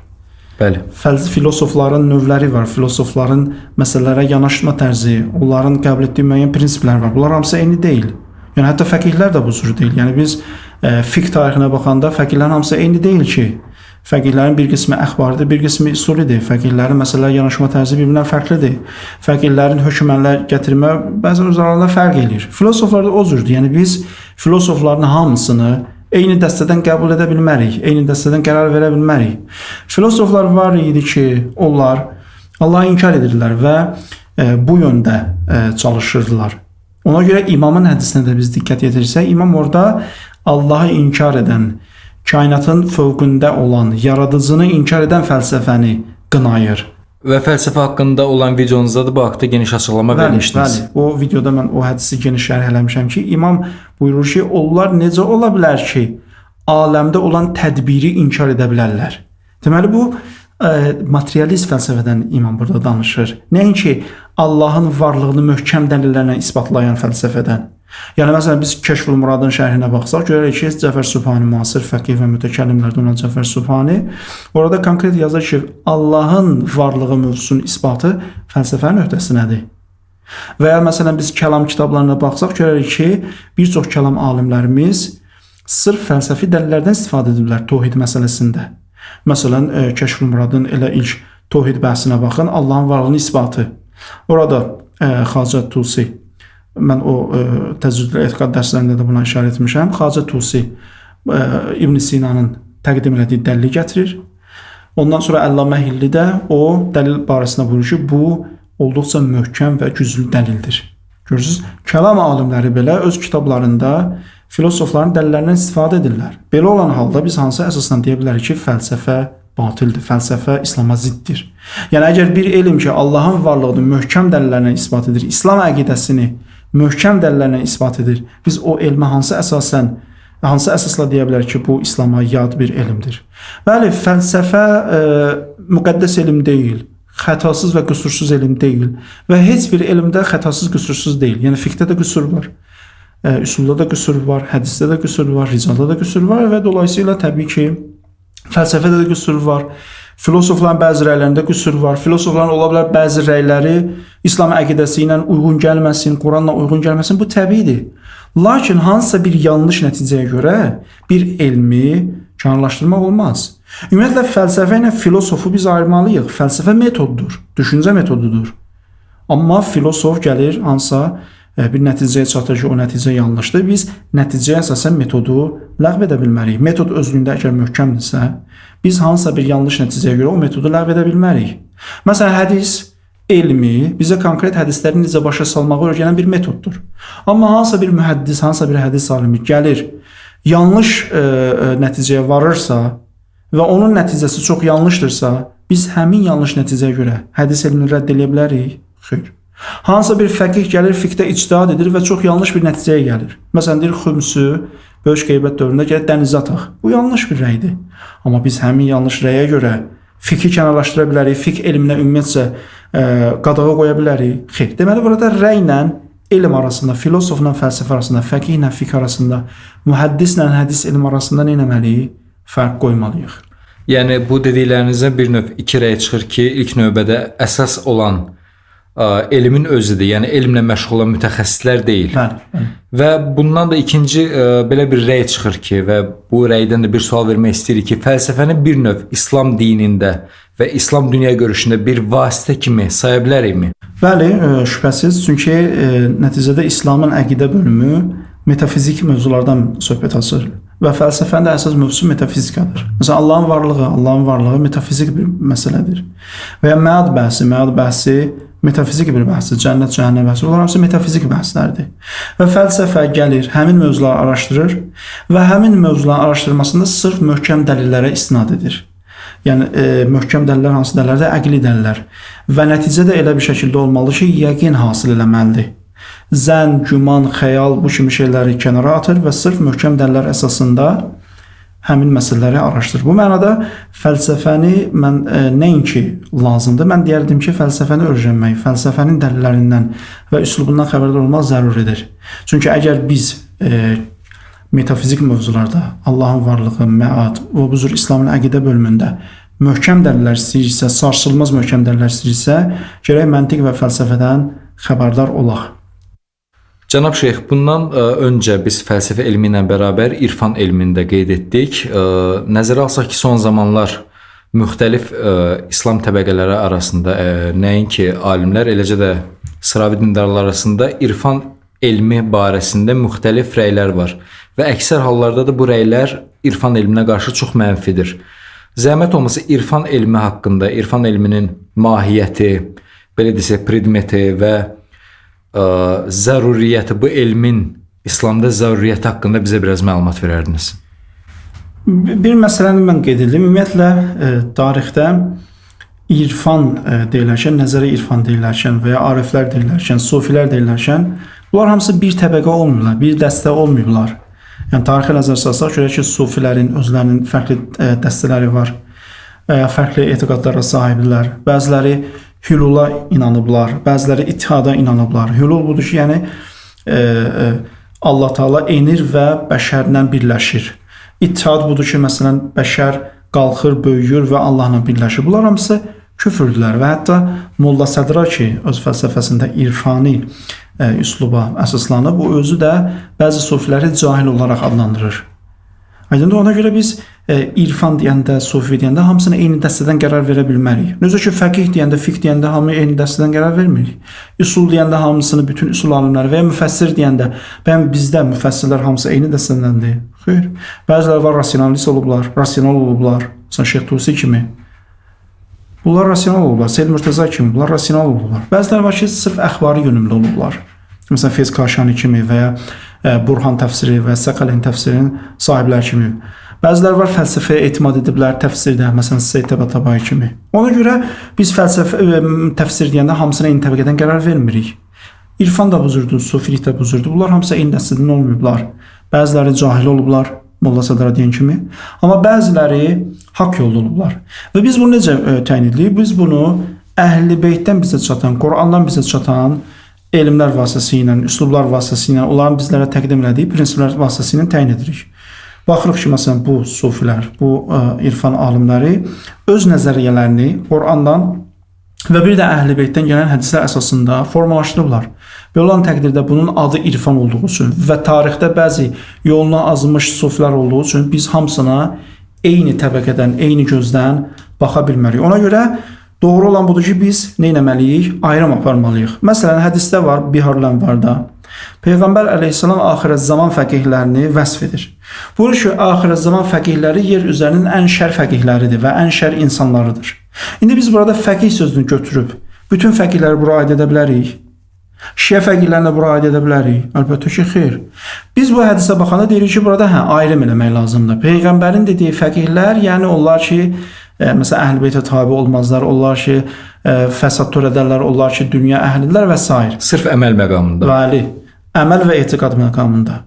Və eyni üslubu biz gərək fiqhdən əlavə fəlsəfəyə də tətbiq eləyək, irfana da tətbiq eləyək. Əgər imam bir hədisində fəlsəfəni və irfanı tənqid edibsə, bu o demək deyil ki, biz bütün filosof və bütün irfan alimlərini eyni tərəzin gözünə qoymalıyıq. Xeyr, ayrım etməliyik.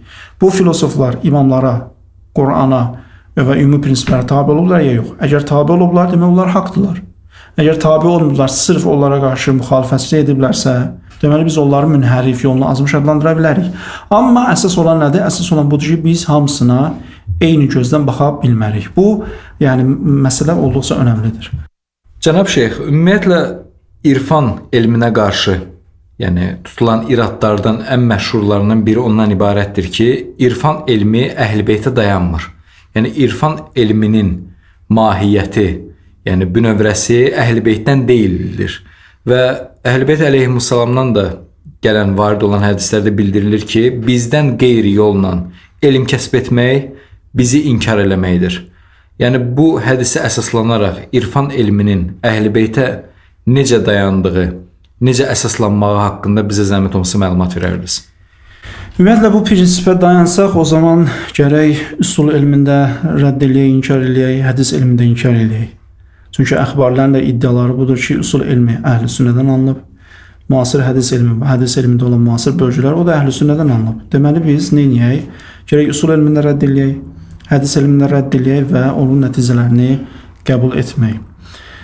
Ona görə bəzi elmlər var ki, onlar sırf insan ağlının məhsuludur. Məsələn, fəlsəfə kimi, riyaziyyat kimi. Burada artıq kimdən gəlməyə baxmırlar. Bu insan ağlının məhsuludur, bu qəbul olunmalıdır.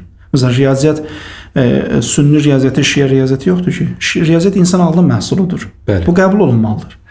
Fəlsəfə də buzurdur, məntiq də buzurdur. Yunan və qeyri-Yunan məntiqi, riyaziyyat fəlsəfəsi yoxdur ki, bu insan ağlının məhsuludur. Ona görə bunda din ayrımı, məzhəb ayrımı olmamalıdır. İrfan da buzur. İndi o ki iddia edir, irfan Əhl-i-Beytdən gəlmir, bu bir iddiadır. Çünki bunun müqabilində qarşı tərəfdə iddia edir ki, xeyr, biz irfanımızı sırf Əhl-i-Beytdən, Peyğəmbərdən və Qurandan alırıq. Buna görə həm bu iddianın əsası yoxdur. İkinci tərəfdən də bəzi elmlər var ki, dediyim kimi, bunlar üçün məzhəb, millət, irq, din ayrı seçkili, bunlar üçün məzhəb, din, irq fərqliyi yoxdur. Yəni sadəcə belə deyək ki, ola bilər ki, bu elmin əsasları Əhl-i-Beytdən gəlir. Sadəcə olaraq irfan adı altında gəlməyib. Yəni irad ona ola bilər. Yəni düşünürəm. Bəli. Önəmli olan bu deyil ki, imam hansısa fikrini qeyd edərkən desin ki, bu irfani fikirdir. Yəni biz indi deyəndə deyirik ki, bu irfani fikirdir, bu fəlsəfi fikirdir, bu kəlami fikirdir, bu fikri fikirdir. İmamlar sözlərini ümumi şəkildə deyiblər və heç bir bölgü aparmayıblar. Lakin bir dəstə gəlir imamın bu mövzuda, bu məzmunda olan fikirlərini götürür, irfan elminə daxil edir. Digərləri gəlir, o biri təbəqədən olan sözlərini götürür, fəlsəfəyə daxil edir. O biri təbəqə gəlir, müəyyən sözlərini götürür, üsula daxil edir və bu şəkildə. İmam bəli, imamdan sırf irfan adı altında hansısa bir söz gəlməyib. Necə ki, kəlam adı altında da gəlməyib, necə ki, təfsir adı altında da gəlməyib. Amma lakin biz götürürük o sözlərdən istifadə edirik və sonradan formalaşmış elmdə biz ondan istifadə edirik. Cənab Şeyx, növbəti sualımıza keçid etmək istəyirik. Əslində bu sual elə bundan öncəki sualın predmeti olan irfana aiddir. Vəhdətül-vücud nəzəriyyəsi. Belə ki, vəhdətül-vücud nəzəriyyəsi son zamanlar irfan elminin özündən daha çox müzakirə olunan mövzudur və bu barədə tamamilə müxtəlif fikirlər meydana gəlmişdir və belə desək ki, çox ixtilaflar mövcuddur. Eləcə alimlər arasında desək və yaxud da ki, sıravi dindarlar və daha çox mübahisələrə səbəb olan bir nəzəriyyədir. Zəhmət olmasa vəhdətül-vücud nəzəriyyəsinin mahiyyəti, tərifi və mənası haqqında məlumat verərdiniz zəhmət olmasa. Vəhdətül-vücud qeyd elədiyiniz kimi aktual mövzulardan biridir və həmçinin barəsində ən çox ixtilaf olunmuş məsələlərdən, ən önəmli məsələlərdən biridir. Burada mən fikrimcə bu cür fərqli fikirlərin, bu cür ixtilafın, bu cür radikal yanaşmaların yaranmasının əsas səbəbi bu mövzunun həm incə bir mövzu olması, dəqiq mövzu olması və bu mövzu barəsində və bu sahədə kifayət qədər anlayışı olmayan, ixtisası olmayan şəxslərin bu mövzuya müdaxilə etməsidir. Çünki bəzi mövzular var ki, bunlar sırf ixtisasi mövzulardır. Burada gərək digər insanlar müdaxilə eləməsin və bu mövzu barəsində və ya həmin mövzular barəsində mütəxəssislərə müraciət eləsinlər. Vəhdətül vücud barəsində fərqli rəylər var, fərqli açıqlamalar var. Ondan şey yoxdur. Lakin vəhdətül vücud dedikdə önəmli olan problemlərdən biri budur ki, bu vəhdət sözü, yəni vücudun vəhdəti, varlığın təkliyi, bu terminin özü insan zehnində ciddi yanlış anlaşılmalara səbəb olur. Yəni insanlar belə fikirləşirlər ki, varlıq təkdir, o da Allahdır, Allahdan başqa heç nə yoxdur. Lakin bu bir terminoloji bəhsdir, terminoloji mövzudur. Yəni biz vəhdətül vücud deyəndə ilk öncə irfan elmində istifadə olunan vücud məfhumundan xəbərdar olmalıyıq. Yəni ariflər, irfan alimləri, nəzəri irfanda mütəxəssis şəxslər vücud deyərkən hansı mənanı nəzərdə tutublar? Görəsən onlar da vücud deyərkən biz örfün anladığı mənanı nəzərdə tutur, yoxsa onlar tamam fərqli məna nəzərdə tuturlar. Ariflər nəzəri irfanda vücud deyərkən bizim ümumi anladığımızdan tamam fərqli mənanı nəzərdə tuturlar. Onlar vücud deyərkən varlığı öz zatından qaynaqlanan zəruri varlığı nəzərdə tuturlar və ondan qeyrisinə vücud adını şamil etmirlər. Bu mənana əsas götürsək, o zaman vücud məfhumu yalnız təbii ki Allaha aid olacaq və vücud yalnız Allah olacaq. Beləliklə vücud tək olacaq və vəhdətül vücud məfhumu bu mənada doğrudur. Amma biz vücud deyəndə təbii ki biz daha geniş məna nəzərdə tuturuq və biz həmin geniş mənadan çıxış edərək vəhdətül vücudu anlamağa çalışarkən bu cür yanlış nəticələrə varırıq. Ona görə biz əvvəl getməliyik nəzəri irfana, araşdırmalıyıq ki bunlar vəhdətül vücud deyərkən nəyi qəsd edirlər? Əgər biz bunu dərk eləsək, görək ki, məsələnin anlaşılması çox sadədir. Onlar vücud deyərkən varlığı öz zatından qaynaqlanan, varlığı zəruri olan bir vücudu nəzərdə tuturlar. Bu mənada təbii ki, insanın varlığı öz zatından qaynaqlanmır. Çünki başqa varlıq tərəfindən ona varlıq verilib və onun varlığı zəruri deyil. Onun varlığı fəlsəfədə qeyd olunduğu kimi mümkündür. Yəni olması və olmaması hər ikisi mümkündür. Ona görə digər varlıq tərəfindən ona vücud verilib. Bu tərifi əsas götürsək, o zaman vəhdətül vücudu mənası aydın olur ki, vücud, yəni varlığı öz zatından qaynaqlanan, varlığı zəruri olan vücuda biz Allahı şamil edirik və ondan qeyrisini bundan şamil etmirik. Bu mənada Allah vücuddur və ondan başqa da vücud yoxdur. Mən bir qısa nümunə verim, mətləb aydın olsun. Baxın, icmali elm deyilən bir termin var. Bu icmali elm fiqhdə bir mənada işlənir, fəlsəfədə başqa mənada işlənir. Fiqhdə və ya usul elmində icmali elm dedikdə naqis və mübhəm elm nəzərdə tutulur. Lakin fəlsəfəyə gəldikdə icmali elm dedikdə kamil elm nəzərdə tutulur. Deməli, əgər bir insan fəlsəfədən xəbəri olmadan yalnız fikri mənanı əsas götürüb, gəlib fəlsəfədə oxuyanda ki, Allahın elmi icmalidir, ağlına fiqhdəki məna gəlir. Yəni, Allahın elmi naqisdir. O zaman nə edir? Götürüb filosofları təkfir edir. Halbuki bu nə etməlidir? Bunun mənasını araşdırmalıdır ki, bu icmali elm fiqhdə hansı mənanı verir? Fəlsəfədə hansı mənanı verir? Necə ki, tövhiddəki ədalət anlayışı ilə fiqhdəki ədalət anlayışı kimi. Bəli, əhsən. Tövhiddə ədalət anlayışı bir mənadır. Amma fiqhdə ədalət mənası tamam şəxsi mənadır. Aydındır? Ona görə vücud da budur. Vücud nəzəri irfanda bir məna verir.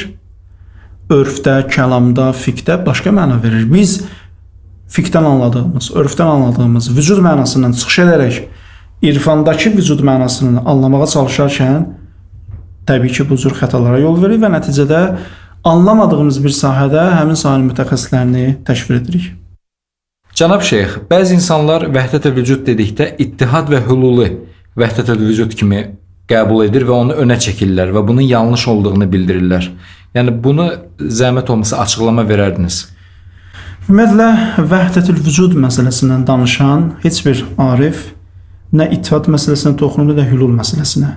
Çünki ittihad nədir? Allahın bəndədə birləşməsi, hülul da həmçinin. İttihadda, məsələn, bəndə yüksələrək Allahla birləşir. Hülulda isə Allah Taala sanki enir və bəndə ilə birləşir. Halbuki heç bir arif, dediyim kimi vəhdətül vücud məsələsindən danışan heç bir arif nə ittihadı əsas gətirməyib, nə də hülulu əsas gətirməyib. Bəli, tarix və sufilər arasında ittihada və hülula iman gətirənlər olub. Lakin bu başqa mövzudur. Vəhdətül vücud başqa mövzudur. Başqa mövzudur. Vəhdətül vücudla bu iki mövzunu bir-birindən ayırmaq lazımdır. Ona görə Ayətullah Subhani də İlahiyyat kitabında Burhanun Nəzm bölümündə bunu qeyd edir ki, çoxluqdan danışarkən bu vəhdətül vücudu da orada gətirir. Buyurur ki, vəhdətül vücud mövzusu bizim burada qeyd etdiyimiz çoxluqla ziddiyyət təşkil etmir. Ona görə deyir ki, bunun çox incə, dəqiq mənası var. Gərək bu mütəxəssislərdən soruşulsun. Ona görə mən çox təkid edirəm ki, bu mövzular bir-birindən qarışdırılmamalıdır.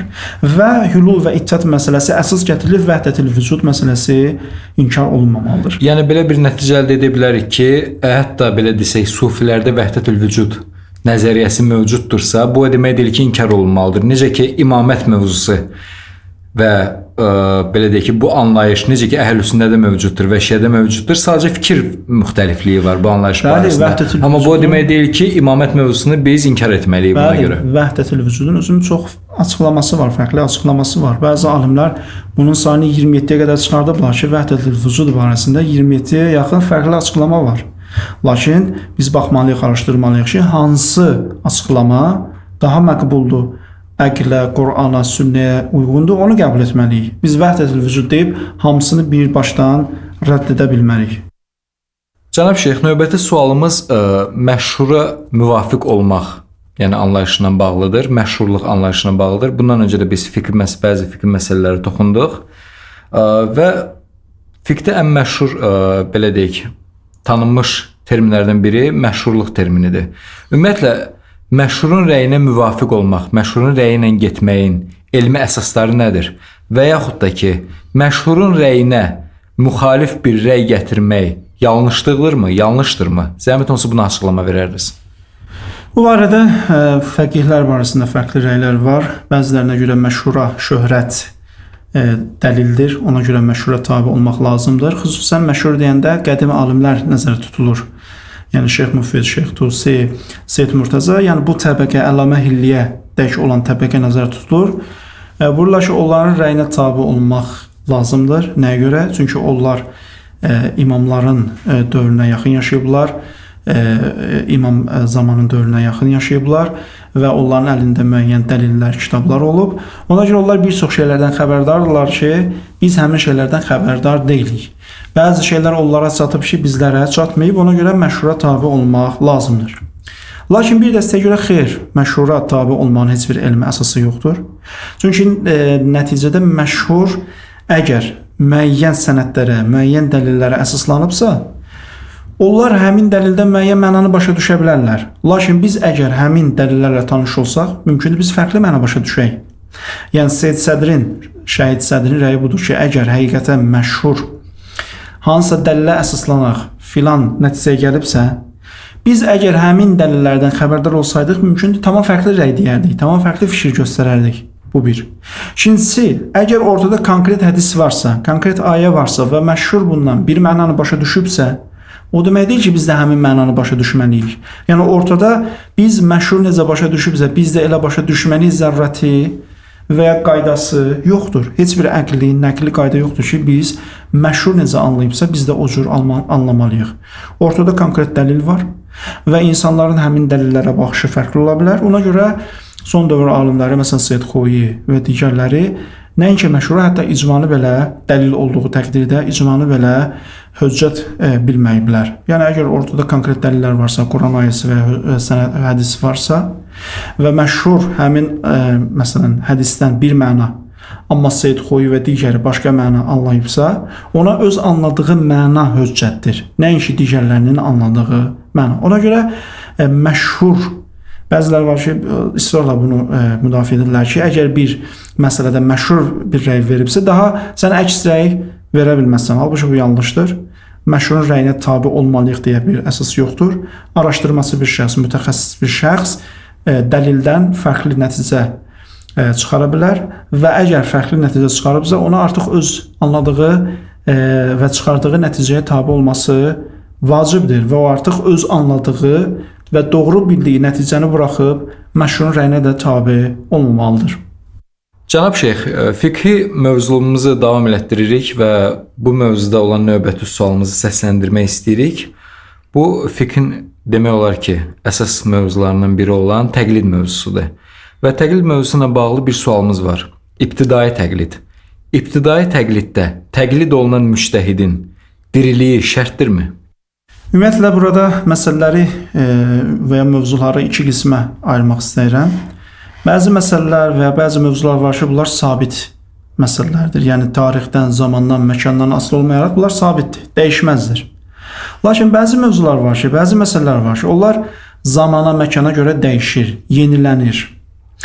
İndi biz bu iki məsələ arasında ayrım etməliyik. Əgər mövzu sabit mövzudursa, burada artıq təqlidin meyyit və ya diri olması fərq eləmir. Burada artıq dəlilin güclülüyü önəmlidir. Çünki məsələn namazda 3-cü rəkətlə 4-cü rəkətdə şəkk edən hökmü nədir? Bu sabit məsələdir. Bu dəyişmir. Bu zamandan, məkandan asılı bir məsələ deyil. Bunda artıq mənim vəzifəm budur ki, mən baxım görüm kimin təqdim elədiyi dəlil güclüdür. Əgər burada Əllamə Hillinin dəlili güclüdürsə, mən təbii ki, Əllamə Hilliyə təqlid eləməliyəm. Amma məsələn, bəzi məsələlər var ki, bunlar artıq dəyişən məsələlərdir. Yəni, tutalım, bankla əlaqəli məsələlər. Bu, Əllamə Hillinin dövründə yox idi. Burada artıq diri müstəhidə təqlid eləməliyəm. Nəyə görə? Çünki Əllamənin kitabında bu barədə rəy yoxdur.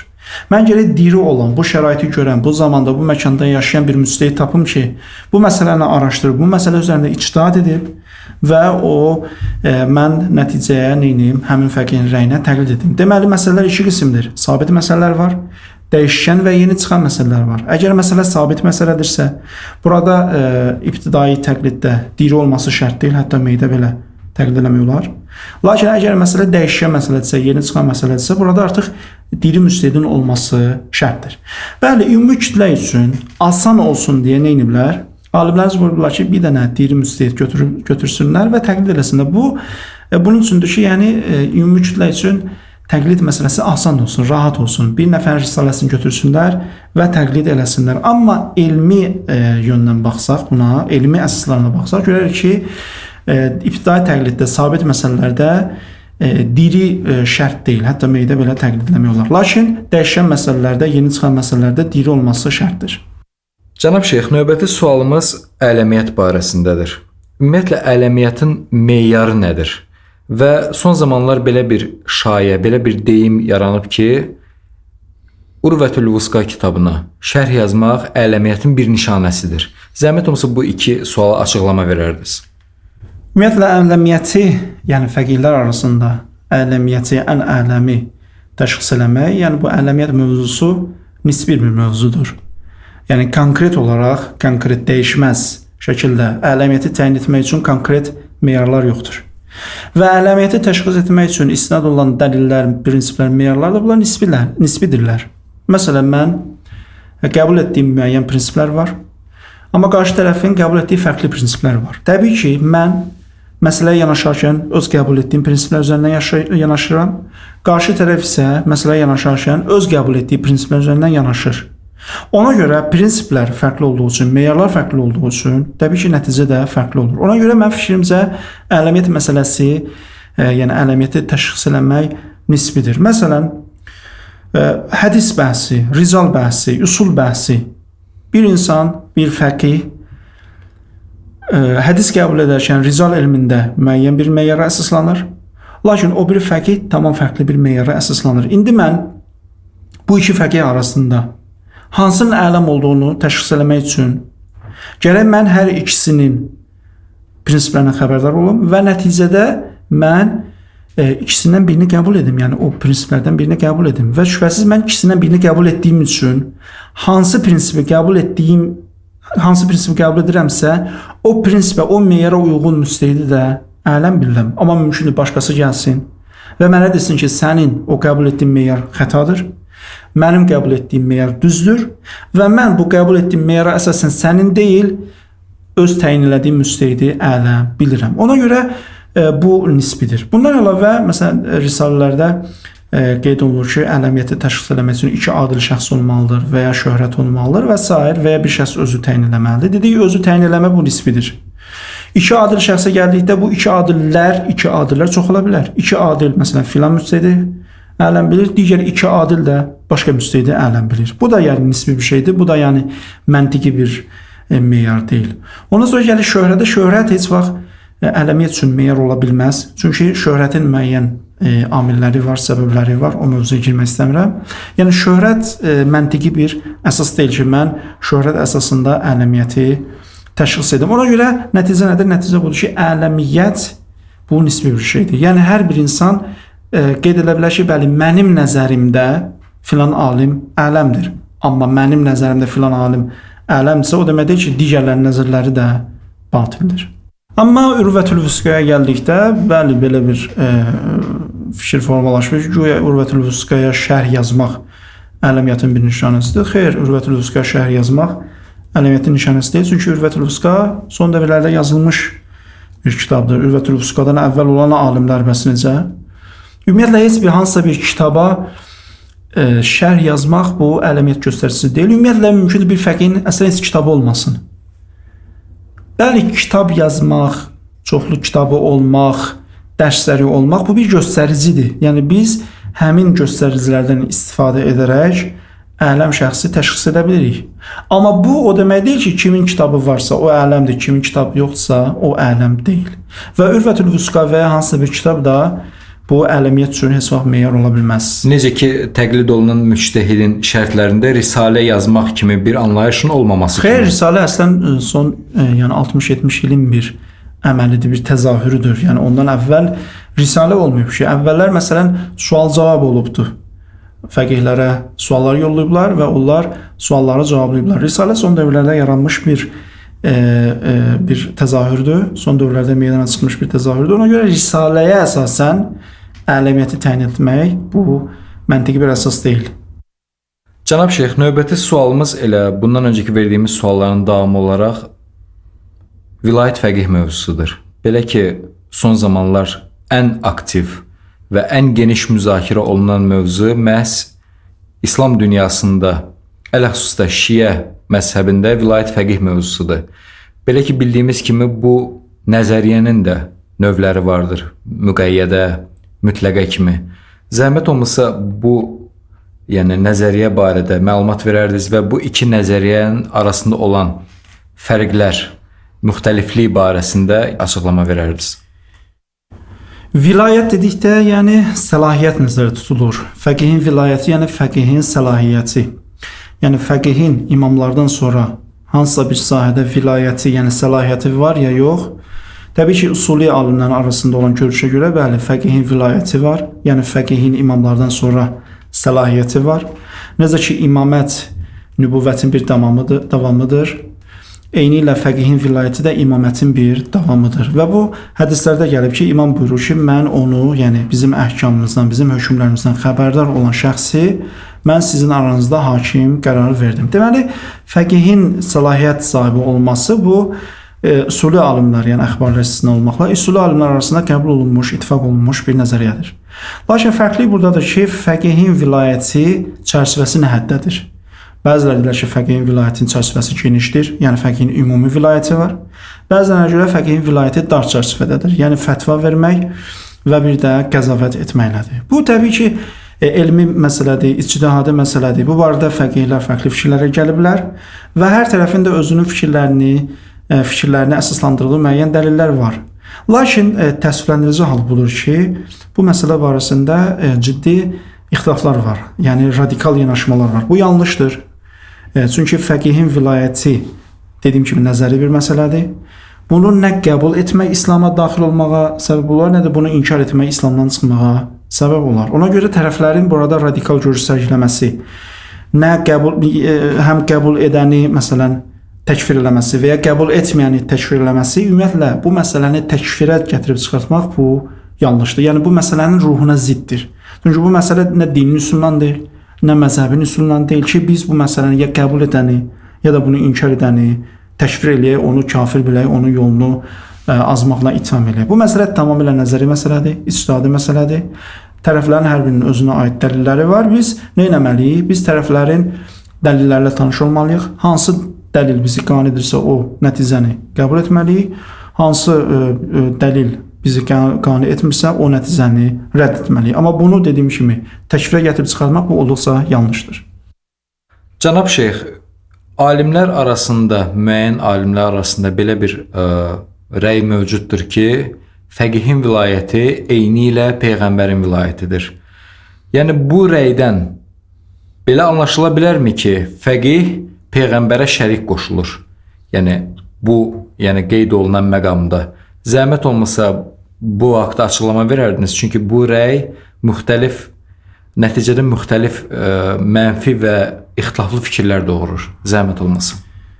Fəqihin vilayəti eyni peyğəmbərin vilayətidir. Bu düzgün rəydir. Nəyə görə düzgün rəydir? Çünki fəqihin vilayəti dedikdə biz fəqihin fətva vilayətini nəzərdə tuturuq. Qəzavət vilayətini də, yəni səlahiyyətini də nəzərdə tuturuq. Yəni heç bir fəqih demir ki, fəqih fətva verərkən o imamdan fərqli bir fətva verir. Deyir ki, xeyr, fəqihin fətva verməsi elə imamın elmindən, Quranın elmindən, peyğəmbərin elmindən çıxarış eləməkdir. Dolayısıyla onların elmini çatdırmaqdır.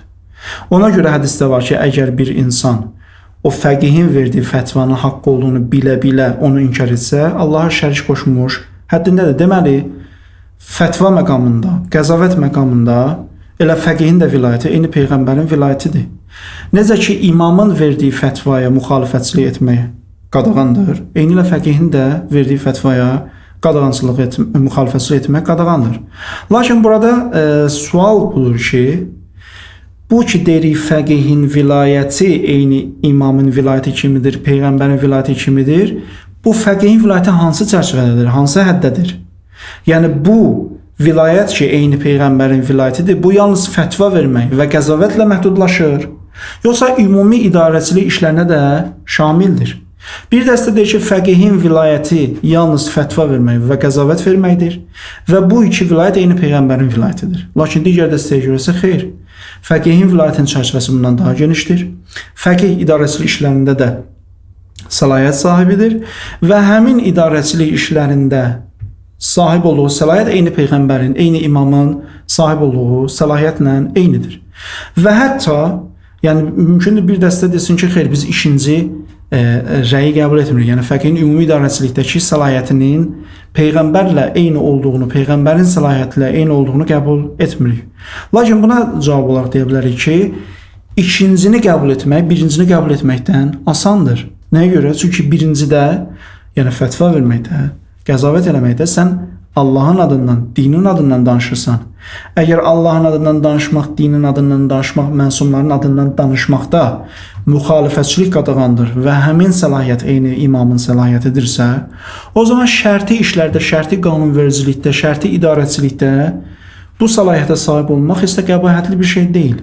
Yəni ən təhlükəli, ən xətərli məsələdə vilayət sahibi olmaq, səlahiyyət sahibi olmaq qadağan deyilsə, o zaman ondan daha aşağı pillədə duran ikinci dərəcəli bir məsələdə vilayət sahibi olmaq heç də xətərli bir şey deyil. Ona görə biz burada fəqihi peyğəmbərə şərik qoşmuruq. Bu qeyri-mümkündür. Fəqihi imama şərik qoşmuruq. Bu qeyri-mümkündür. Nəyə görə?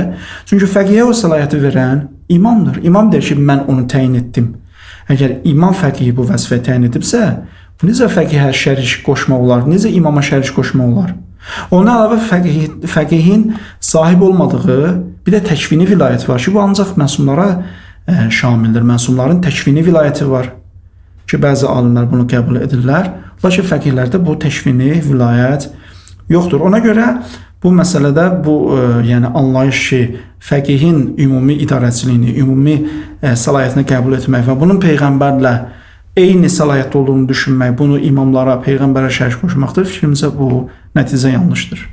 Cənab Şeyx, növbəti sualımız Firuddinin, yəni əməllərə aid olan təvəlla və təbərrə haqqındadır və ələxüsus da bu mövzu ilə əlaqədar olan lənət mövzusu. Zəhmət olmasa bu barədə açıqlama verərdiniz. Təvəlla, təbərrə nə deməkdir? Qısa işarə edim. Təvəlla yəni əhl-i beyti dost tutmaq. Təbərrə isə onun düşmənlərindən bezarlıq etməkdir. Bu əqidəvi bir mövzudur, yəni qəlbə aid bir mövzudur, inanca aid bir mövzudur. Belə bir iddia var ki, təvəlla və təbərrada yəni izhar, yəni bunu dilə gətirmək, bunu elan etmək şərtdir. Halbuki hədislər ki, təvəlla və təvərranı əmr edir, onlar bizə bu etiqada əmr edir. Yəni təvəlla olmalıdır, yəni biz Əhl-i-Beyti dost tutmalıyıq və həmçinin təvərra olmalıdır. Yəni biz Əhl-i-Beytin düşmənlərindən bezarlıq etməliyik və bu əqidəvi bir mövzudur. Bunu izhar eləmək, bunu dilə gətirmək təvəlla və təvərranın tərkib hissəsindən deyil. Yəni heç bir hədisdə gəlməyib ki, təvəlla dildə olmalıdır, təvərra da dildə olmalıdır. Ona görə əsas olan nədir? Təvəlla, yəni bizim etiqadımız bu olmalıdır ki, Əhl-i-Beyt haqdır və biz onlara tabi olmalıyıq. Təbərra nədir? Yəni Əhl-i-Beytin düşmənləri batıl yoldadırlar. Onlar yolunu azıblar, cəhənnəm əhlidirlər və biz onlardan bezarlıq edirik. Yəni onların getdiyi yola tabi olmuruq. Bundan əlavə bir vacib məqama işarə edim. Əhl-i-Beytin düşməni deyəndə yəni məzhəb ardıcıları nəzərdə tutulmur. Yəni bəziləri o düşmənlə ardıcıları elə bir sanki səhv salırlar. Məsələn biz Əhl-i-Beytin düşmənləri deyəndə onların haqqını qəsb edənləri nəzərdə tuturuq. Onlardan bezarlıq eləmək vacibdir və şərtdir. Lakin müasir dövrdə yaşayan və Əhl-i-Beytin haqqından xəbərdar olmayanlar biz təbərra deyəndə, bezarlıq deyəndə onları nəzərdə tutmuruq. Bəziləri belə təfəkkür edirlər ki, təbərra yəni bütün müxaliflərdən biz bezarlıq eləyək, onlardan uzaq duraq. Xeyr. Təbərranın buna adiyyəti yoxdur. Təbərra dedikdə biz Əhl-i-Beytin düşmənləri, yəni Əhl-i-Beytin haqq olduğunu bilib, onun haqqını kəsb edənləri nəzərdə tuturuq. Amma digərləri, sonradan dünyaya gələnlər, sonradan var olanlar, sonradan gələnlər ki, məsələn, əslində xəbərləri yoxdur və müəyyən istiqamətdə yönəlib hərəkət edirlər, onlar təbərranın əhatə dairəsinə daxil deyirlər. Amma lənətə gəldikdə, təbii ki, lənət həm Quranda, həm də hədislərdə keçən bir əməldir. Lənət bəddua deməkdir. Yəni Allahın rəhmətindən uzaqlaşdırmaq. Yəni Allahın bir şəxsə ki biz bəddua edirik və onun Allahın rəhmətindən uzaqlaşmasını istəyirik və dua edirik, buna deyirik lənət. Lənət aşkarı demək şərtdirmi? Təbii ki, xeyr, şərt deyil. Lənət ümumiyyətlə dediyim kimi bədduadır. Bu gizlində də ola bilər, bu ürəkdə də ola bilər. Əsas budur ki, sən düşməni tanıyırsan və ondan bezarlıq edirsən. Lənət o təbərranın bir izharıdır. Yəni mən qarşı tərəfdən ki bezarlıq edirəm, onu bəzən lənət şəklində biruzə verirəm. Təbii ki, lənət deyilərkən müəyyən məsləhətlər nəzərə alınmalıdır. Bəzən ictimai şəkildə lənət müəyyən fəsadlara yol aça bilər. O zaman bu fəsaddan əl çəkmək lazımdır. Yəni fəsada səbəb olan bu lənətdən əl çəkmək lazımdır. Və dediyim kimi lazım deyil ki, şərt deyil ki, durub ictimai şəkildə, sosial şəbəkələrdə lənət deyək və bu vasitə ilə cəmiyyətin nümayəndələri arasında parçalanmağa və ayrılığa səbəb olaq. Yəni bir növ lənət təhqirə çevrilməməlidir. Ümumiyyətlə lənət yəni elə bir şeydir ki, bəli, bizə görə lənət haqq sözdür. Lakin qarşı tərəf nəticədə onu təhqir kimi qəbul edir. Yəni sən nə qədər desən ki, bu lənət təhqir deyil, amma qarşı tərəf onu təhqir kimi qəbul edir. Yəni tutalım xaricilər, tutalım Həzrət Əliyə lənət deyir. Bu bizə görə təhqirdir. Amma o deyə bilər ki, mənə görə xeyr, bunun Quranda əsası var. Mən lənət deyirəmsə, demək o təhqir deyil. Amma həqiqətdə bizə görə təhqirdir. Ona görə sən deyə bilməsən ki, mənə görə təhqir deyil. Əsas odur ki, o sənin onun müqəddəs hesab elədiyin şəxsə lənət deməyinə nə başa düşür? Bu mühümdür yəni. Cənab Şeyx, son açıqlamanızla bağlı bir sual da meydana çıxdı ki, əsrlər boyu davam edən Əhl-i-Sünnə Şiə mübahisəsi. Yəni bu mübahisələr alimlərdən tutmuş sıravi dindarlara qədər əhatə edir. Yəni alimlərlə bərabər sıravi dindarlar da bu debatlarda, mübahisələrdə iştirak edirlər. Ümumiyyətlə bu mübahisələrin həddi, hüdudu nə qədərdir? Və bu mübahisələrin mənfi, müsbət xüsusiyyətləri, yəni nəyi ehtiva edir özündə? Zəhmət olmasa açıqlama verərsiniz. Söhbətimizin əvvəlində elmi müzakirələr məsələsinə toxunduq. Dedik, elmi müzakirələr olmalıdır. Təbii ki, elmi müzakirələr bu məsələlərdə də olmalıdır. Nəticədə ortada fərqli məzhəblər var və bu məzhəblər nəticədə İslamı anlama formaları və yollarıdır. Təbii ki, hər bir insan haqqıdır ki, bu kimi məsələlərdə, sünni şiə məsələlərində, məzhəb məsələlərində fikir müzakirələri aparsınlar və qarşılıqlı diskussiyalar etsinlər. Lakin əsas burasındadır ki, biz yalnız bu məsələlərdə ilişib qalmamalıyıq. Yəni bütün enerjimizi, bütün düşüncələrimizi yalnız sünni şiə məsələsindən yönəltməməliyik. Bundan əlavə bəzi məsələlər var ki, həmin məsələlərlə də məşğul olmalıyıq. Məsələn, ateizmlə bağlı bəzi şübhələr var. Qurani Kərimlə bağlı bəzi şübhələr var. Ümumiyyətlə İslam dininə yönəlmiş bəzi şübhələr var. Peyğəmbərin həyatına dair bəzi şübhələr var. Fikri hökmlərə dair, qadın məsələsinə dair nə çox şübhələr var ki, bu gün qərbdən idxal olunur. Biz gərək bu şübhələrə qarşı da debatlara hazır olaq, diskussiyalara hazır olaq, bunlara qarşı enerji sərf eləyək və bunlara qarşı cavablar hazırlayaq. Ona görə mənim fikrimcə, yəni ruhanilər, dini sahədə mütəxəssis olanlar tək bu sahələrdə deyil, hətta yeri gələndə akademik sahədə fəaliyyət göstərməlidirlər. Yeri gələndə dəqiq elmlərdən xəbərdar olmalıdırlar. Ona görə yalnız dini sahələrdə kökləşib qalmamalıdırlar. Çünki biz qədim alimlərimizə baxanda görürük, qədim alimlərimiz, yəni yaxın 30-40 iləcən hətta Nəcəfdə daxil olmaqla qədim alimlərimiz dəqiq elmlərdən xəbərdar olublar. Riyaziyyatdan xəbərdar olublar, həndəsədən xəbərdar olublar, astronomiyadan xəbərdar olublar, tibbdən xəbərdar olublar. Ona görə onlar inkişaf ediblər. Onların təqdim elədiyi dəlillər, onların təqdim elədiyi elmlər, onların təqdim elədiyi ruhani kimliyi, İslam kimliyi, mütəfəkkir kimliyi önə gedib, inkişaf edib. Lakin bu gün elə bir hal formalaşıb ki, hövzədə yalnız dini elmlər tədris olunur və sanki dəqiq elmlər təcrid olunub artıq hövzədən və tədris olunmur. Ona görə bu gün ruhani kimliyi o öncəki kimliyini doğrultmalıdır. Bu gün ruhani kimliyi yalnız hədis, üsul, fiqh bu kimi şeylərdən yox, dəqiq elmlərdən də agah olmalıdır. Bu gün ruhani deyiləndə ağla yalnız mədrəsə tələbəsi gəlməməlidir. Bu gün ruhani deyiləndə yeri gələndə qərb fəlsəfəsindən agah olan, yeri gələndə dəqiq elmlərdən agah olan şəxs gəlməlidir. Ona görə mən hesab edirəm ki, bu önəmli bir məsələdir. Bu gün əgər ruhaniyyət, yəni Sovet dövründən bəri formalaşmış o mənfi kimliyini aradan aparmaq istəyirsə, artıq dəqiq elmlərdə, humanitar elmlərdə, ümumiyyətlə qısa şəkildə deyim, akademik sahədə fəaliyyətini genişləndirməlidir. Yalnız mədrəsə çərçivəsində qalmamalıdır, akademik fəaliyyətini də genişləndirməlidir. Cənab Şeyx, sonda sizə bu cür suallarımızı bu cür geniş şəkildə və daha ətraflı izah etdiyinizə görə təşəkkürümüzü bildiririk. Təşəkkür edirik ki, suallarımızı cavablandırmaqda bizi dəstəklədiniz və ümidvarıq ki, sizin açıqlamalarınız, rəyləriniz bizim bütün dinləyicilərimizə xeyirli olacaq və faydalı olacaqdır. Çox sağ olun, mən də təşəkkür edirəm. Dəvət elədiyiniz üçün minnətdaram. Mən də ümid edirəm ki, bu cür yəni intervyular, bu cür müsahibələrin sayı çoxalar və bu hesab edirəm ki, faydalı bir addımdır. Hörmətli dinləyicilərimiz, bizim bugünkü müsahibəmiz sona çatdı. Ümidvarıq ki, hər biriniz üçün bugünkü müsahibəmizdə qeyd olunan rəylər çox faydalı və səmərəli olacaqdır. İnşallah Allahın inayəti ilə bizim müsahibələrimiz davam edəcək və sizin xidmətinizdə olacaqdır. Görüşmək ümidi ilə.